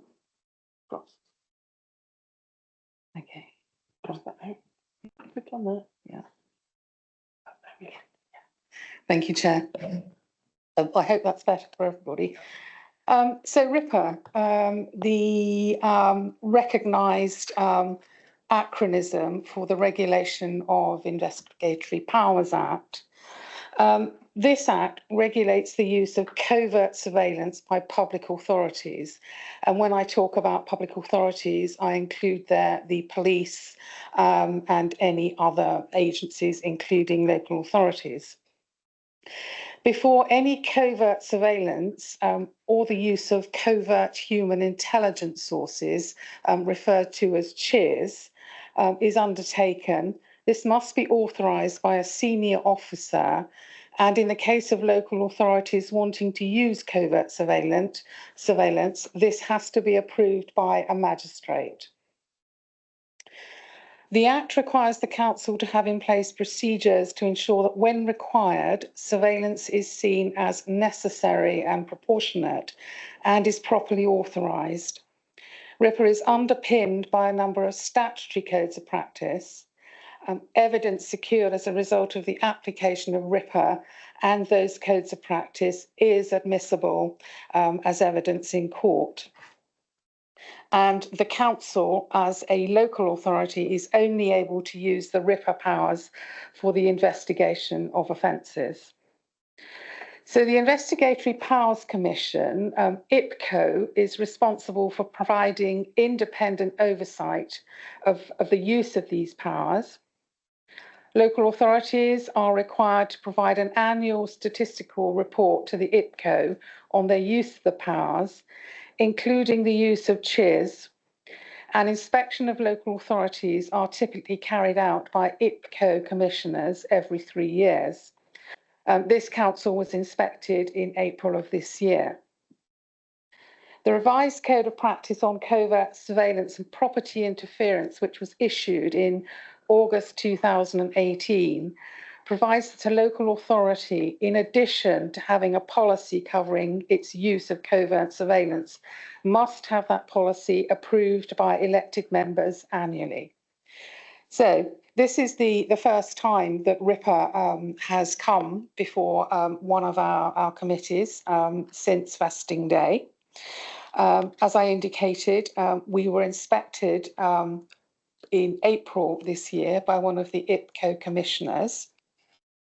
I have summarised in the report, and you will find that at page 152, at the bottom of page 152, so paragraph 14. We see that, in summary, the inspection report recognises that since the amalgamation of the former district councils and the county council in April 2023, significant financial constraints have necessitated a continued programme of reorganisation, which has meant that the RIPA policy and oversight arrangements for Somerset Council remain incomplete. The inspector, if we move on to paragraph 15, the inspector looked at the RIPA policies that were in place at that time for the district councils and the county council, and formed the view that the policy for the former county council was a good starting point for the new policy. The inspector advised that the policy was fine, but it would require attention as follows. So he said that section 3 of the policy, reference to the 2014 OSC procedure and guidance document, is now obsolete, and the document has been withdrawn. On page 5, he indicated that a reference to the OSC within the proportionality considerations is incorrect. The OSC, which is formerly the Office of, OSC is now known as IPCO. He goes on to talk about the AO, the authorised officer considerations, particularly at question 2 regarding proportionality, and question 3, collateral intrusion, minimisation, he indicates are well written. He liked the policy on page at the start of the policy. He said it's good, nice and concise. And he said at Appendix 3, the non-RIPA sections are well drafted. And he did comment that CHIS authorisations are valid for 12 months now and not 1 month as stated. So all those suggestions for recommendations and revisions to the existing county council policy have been incorporated into Appendix 1, which is before you, and you will find that at page 157 of the report. He did go on to say, however, that in addition to the amendments that we've just talked about, he has a main concern, and that was about what the council doesn't know. He went on to say that whilst the council is not a frequent user of the powers under the Act, it does need to gain assurance that there is no activity taking place within the authority that needs to be regulated pursuant to RIPA. He suggested that this assurance is best obtained by an internal stakeholder analysis that will establish who is likely to use the powers. Are they in fact using the powers at the moment? And more importantly, is the online space adequately monitored? Is the online space adequately, for example, online inquiries, background checks, where staff may have felt emboldened without being aware that this activity may be crossing into regulated activity, especially around areas such as social care and safeguarding, where the motivation may be well intended. He said that the analysis should not be over-engineered and should take the form of a simple questionnaire, 4 or 5 questions to department leads in order to identify risk areas.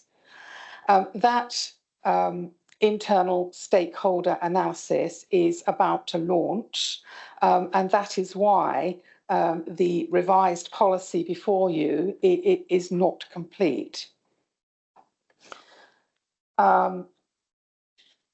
I think that is all I want to say, apart from the fact that the statistics that have been provided to the IPCO indicate that for the last few years, not only have the district councils and the county council not used the powers, but also in the months since vesting, the new council hasn't used the powers either.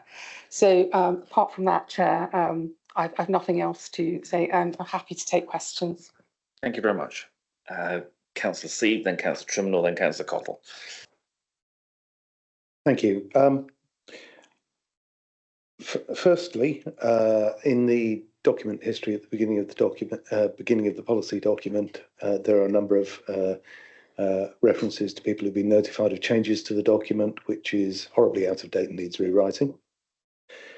Secondly, I don't think the document clearly leads you into the impacts of, I think it's Appendix 3, which is the within the policy document, which is the non-RIPA surveillance. And equally, I don't think the statements in non-RIPA surveillance are entirely as I would have expected. So non-RIPA surveillance, for example, would include monitoring of personnel, an internal matter. It would include crimes. It currently has a paragraph saying that crimes not carrying a 6-month imprisonment as a heading, when in fact RIPA works the other way around. But also, I don't think the document adequately reflects, for example, the environmental health powers and other things, such as monitoring of sound nuisance. These are all clearly laid out in legislation and on the government website that you go to see, how a noise nuisance can be enforced. And I don't think the document points clearly to those other powers. I don't think it's sort of written in a way that says it's these offences. So what I would suggest, and again, I've found difficulty because if you look at either the Crown Court or the Magistrates Court sentencing guidelines, they're all laid out from the offence to the punishment and not from the punishment end. I think it would be very helpful if somebody thought through the offences this council might want to use REPA powers to enforce against, and actually listed those as an indicative list together with and anything else that can be 6 months or more, because we do have lots of offences in that list, which we as a local authority are one of the places that gets approached for complaints against that offence. And it's possible that we might end up using REPA powers in those offences. But as the consultation has pointed out, it's all about sentencing guidelines now.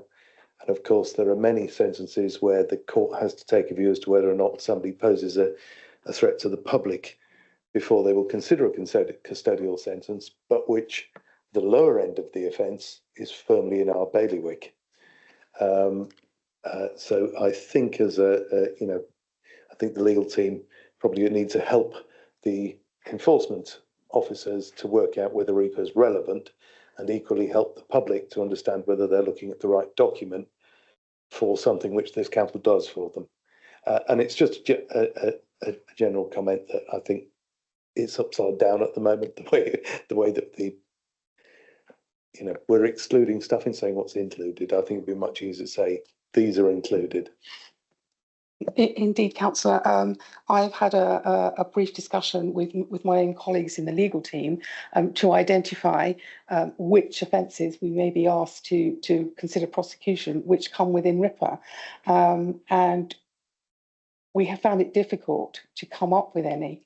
But certainly I will take on board your suggestion, speak to our enforcement colleagues and other services to see if they can help us out in providing a definitive list where RIPA will almost certainly be appropriate. If I could suggest, you might want to talk to not necessarily service leads, but certainly more experienced service managers about the things which have come in where, so for example, planning enforcement, sometimes the offence is fraud, but planning weren't necessarily aware of the powers that were available, or that the use of covert surveillance might have been appropriate. Revs and bends, again, it's a fraud issue, but does it ever cross the 6 month threshold? Well, it does in certain circumstances, but they may not be where that happens.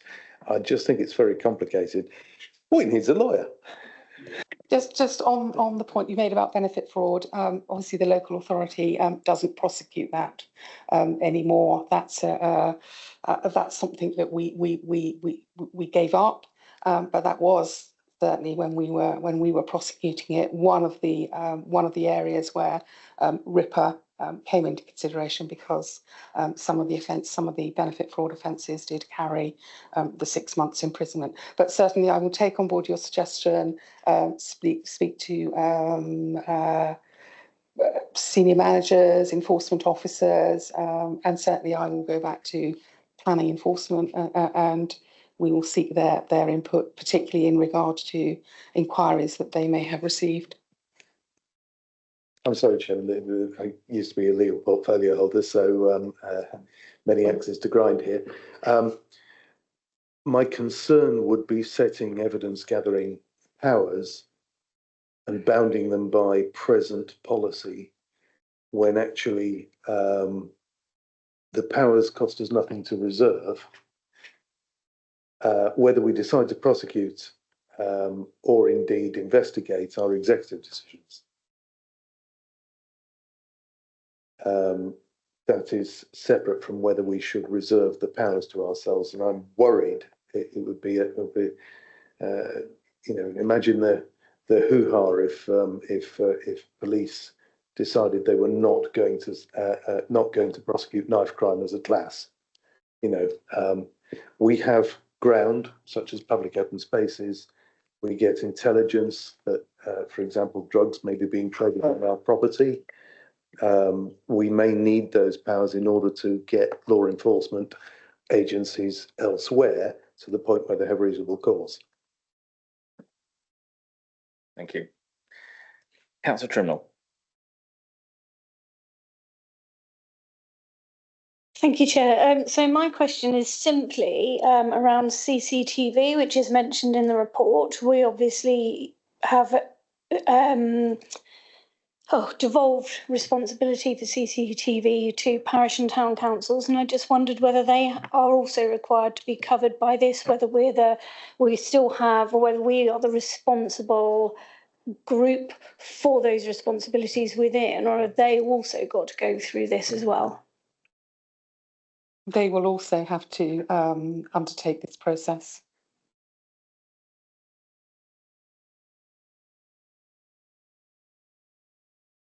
So just to be clear, if it's CCTV and it's advertised as it's operational, does that count as covert for the parishes? Because obviously in terms of the town councils, they've taken on responsibility for CCTV to the town centres, but they are operational cameras that are in the open and are signposted. So does that fall under the same legislation? And if so, we probably need to be getting back to the town councils to make sure they're aware of that. That setup is not, it would not be classified as covert.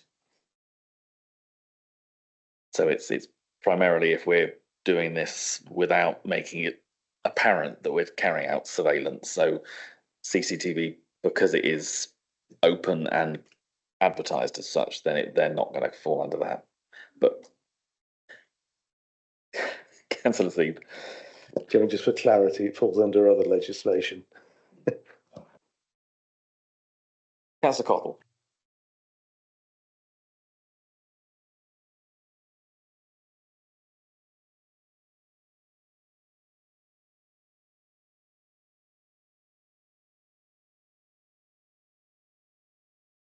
Okay, thank you, Mr. Chair. I've got a very straightforward, very simple question for Leslie. Actually, you're a former Mendip, aren't you, Leslie? So you'll remember this one. That's correct. We had a covert camera in Froome for fly tipping.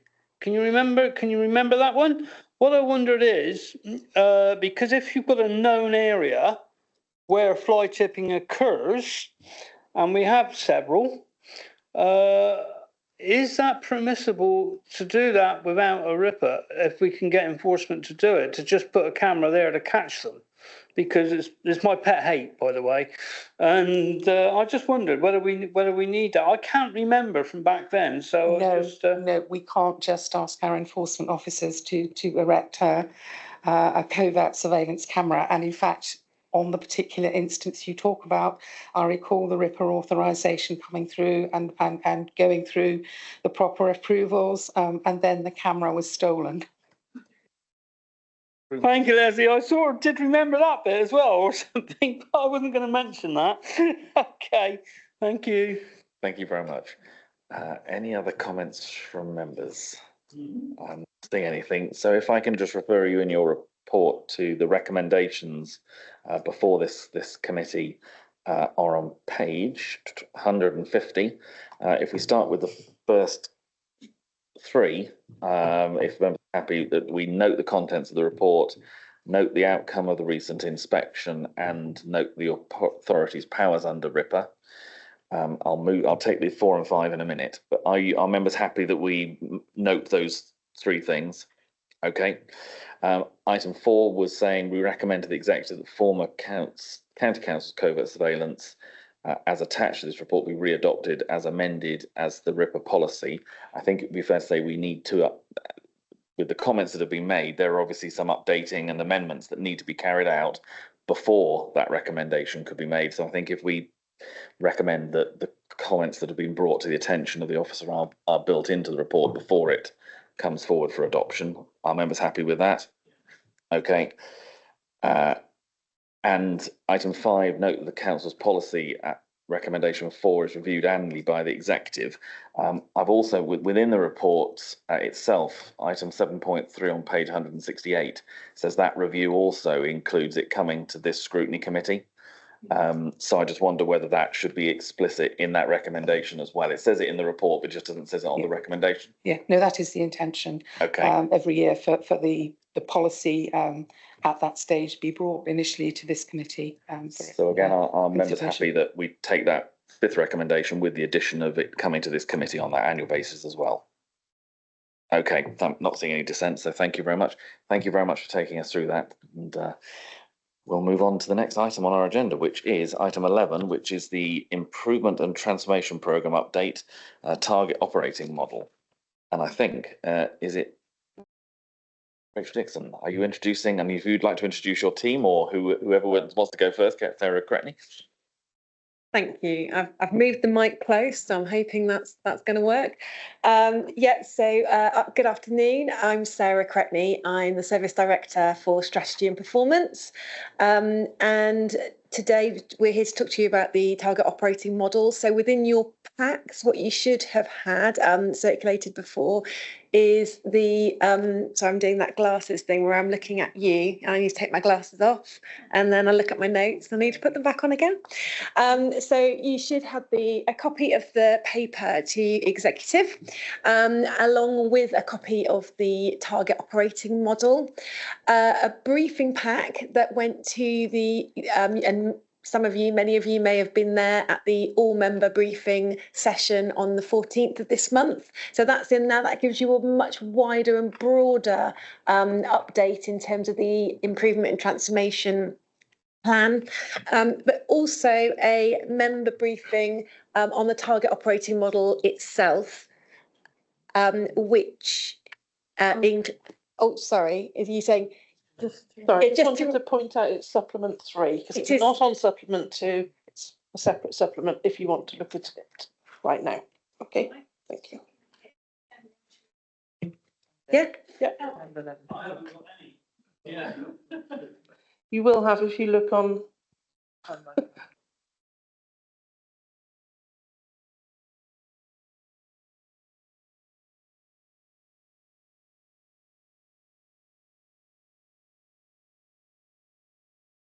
Yeah, so if those of you looking on ModGov, there is a supplement 3 that was added to the list of documents, which is agenda item 11, and that's the one that you should be looking at. If you'd like to carry on, thank you. Okay, so if you haven't had a chance to look at it, there's a lot of information in there. What I would draw your attention to is the member briefing section, which is at the end. So the target operating model itself is on page 15. And then you have, I'm just scrolling through, you then have the Improvement and Transformation Programme update. Those are the slides that went to the all members briefing on Wednesday, the 14th of August. So that gives you, as I was saying, a more broad overview and update on the overall programme. Quite a few slides in there. Today we're talking about target operating model. So that is on page 57. And that's got your briefing in there. If you haven't had a chance, you've missed out because it includes a video starring Rachel, my colleague here, who introduces the target operating model. One of the things that we are really clear about, and Duncan in his introduction to the target operating model says this himself, is that there are many different types of target operating model, and even the name itself, target operating model, can lead people down different paths in terms of what that might be. So in the past, I've seen target operating models that are literally a line by line, hundreds of page document in terms of how each service runs, what the service standards are, etc., etc. This is not that. This is much more about the type of organisation we want to be, and it draws from the organisational design principles that were agreed by executive back in December. So it is literally taking those and putting the flesh on the bones of what does that mean for us, and setting kind of guidelines for us, particularly as officers when we're thinking about the decisions that we're taking, the way in which we shape our services. So apologies if you haven't had a chance to look at all that information that's been circulated. I will just hand over to my colleague Rachel to add to anything that I've just said. But really, we're here for questions. So handing over to Rachel. Thank you, Sarah. So as Sarah said, we've gone through quite a long process here. It has been officer-led, but none of it is over. It's not radical to what you will have seen already. It's taking the design principles, values and behaviours, things that are already part of our organisation, and turning it into what does that mean in practice for services. So it's giving the services themselves a lot of ownership over the changes as well, because they are the experts, not me, not Sarah. And what it enables them to do is with every change to think and to use the target operating model, as a challenge. So it's essentially saying this change, if we do it, are we working together as one, so that we could continue as an organisation to the same end goal, as well as considering what services need themselves as well. We've also gone through some staff feedback. So I ran a staff focus group. So we've done that, as well as the executive team and the senior leadership team as well. We've had subject matter experts involved. So it's really been crafted over quite a long period of time. So hopefully everyone enjoys having a look at it and my video. And like Sarah said, we're happy to take as many questions as you have. Thank you. Councillor Seeb. Oh, it's bad when you look at me like that, Chair. I'm afraid I'm not a great fan of the actual target operating model document, and that has some ramifications. Firstly, I completely get Appendix 3 in the main document, but I would have called it the operating model targets, because what you've done is you've listed out what you're trying to achieve, not how you're going to achieve them. I would have thought the model is going to be the how you're going to achieve them. What you've done is set down the success criteria, and I don't have any difficulty with anything except the title there. The other thing I've got a little bit of a difficulty with is also a title issue, which is the golden thread diagram, which appears in both the main presentation and also in the report, because I think the golden thread that you're referring to is actually the left to right flow on the top of the diagram. Being a diagram, I looked at this first, picked it up and thought it was actually the model and I should follow the flows through. And actually there are too many dead ends and too many things which are processes which are at the end of a row for it to be that. And I suspect the lower arrows, if those were all just ordinary black arrows, the sort of normal fine arrow, then the golden thread sort of comes through, which is going from priorities to actions to risk to performance. Mitigations I would have put on as a branch of risks, because it just sits there in the middle of nowhere. And I get the feedback loop, but I think those are just ancillary to golden thread. And I found that little, and the reason why I'm picky about this sort of thing is we're right at the beginning of a process where we're asking an awful lot of people to contribute without giving them extreme guidance. That's the whole point. We want service leads to be picking up problems and owning sub-strategies to actually deliver, because we want it done in a fast and agile way. And so it's really important how you communicate the heart stuff so that they can get the mind stuff perfect. That's it. Thanks, Chair. Comments you'd like to? Yeah, I'd just like to pick up the measures of success, if that's okay, because it is very much in draft. So I really appreciate your comments, because all it is at the moment is really early thinking. What we want to get to and what we need to get to is actually they're not all clear measures. So we need them to be clear measures with target dates, who's responsible. All of that needs to be freshed out, and we're not there yet. If I were to be really picky, when I do this sort of thing, I make the second half of the sentence why. This is, I want 80% through the front door. Why do I want 80% through the front door? To control costs and to fix problems quickly to resolution, quicker than a human can do it. that's the way I tend to work myself. And I do think maybe there's a couple of lines in there where what you're trying to achieve hangs there. And for people who are in local authorities and government, it's possible they may all agree and understand exactly why it's there, but it's possible there may be some dissonance. And actually, it's important the strategy is the corporate strategy, not their interpretation of why I'm doing this. We want them to be able to know, motivate them, and also give them their own internal measure of success so they know whether they're aligned. Thank you. Any other comments or questions from members? One question which I've already sort of raised with you anyway, and you mentioned that obviously the drawing this up has been very much officer led to start with. How are you going to work to make sure you've got engagement of members in the process? Because ultimately this, as it says, sets the framework as to where we're going, but we need to engage members, and then beyond members, the public, as to what the services are that are actually available at the end of this. And there is a potential danger that if you set the framework, you might leave certain things out that others would want to then try and bring in, which negates the whole project. So how do you get that member engagement and make sure that members feel they can feed into this whole process as the council moves forward? So I think it's a really, really good point. And one of the things that as we were kind of creating this is thinking about actually how do we help and support our staff to understand and to use this, just as important, as you say, to make sure that we as a whole council understand. So one of the things that would be really helpful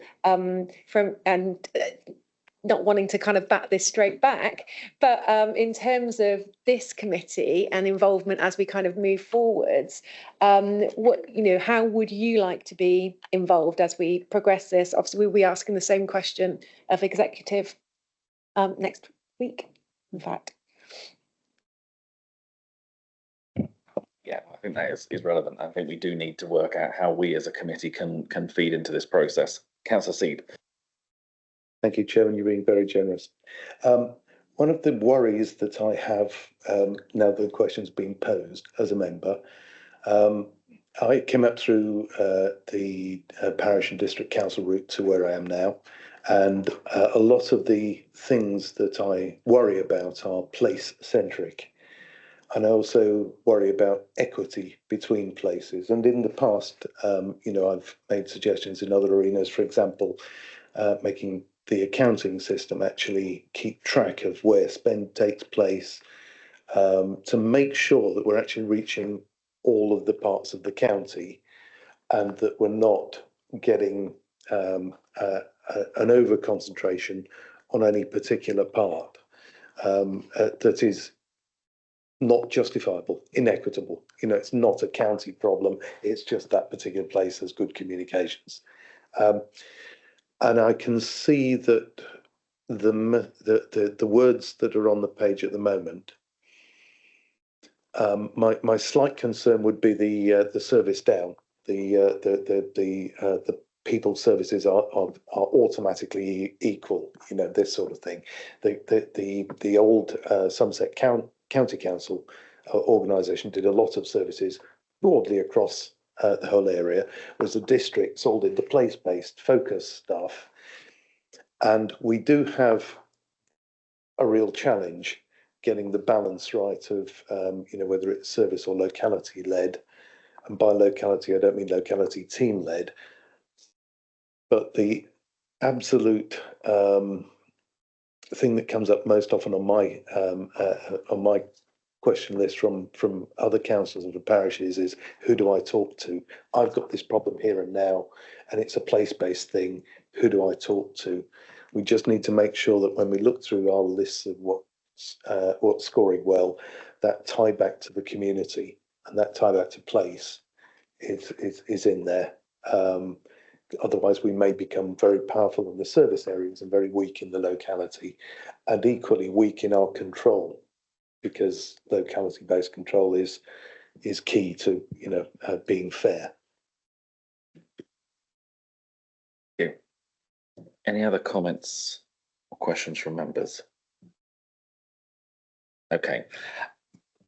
Thank you very much for obviously presenting this to us at the moment. As you say, we've got the further information will be coming forward and briefings to members to keep us in the loop. I think you're right. We as members need to go away and think about how we want to feed in as well.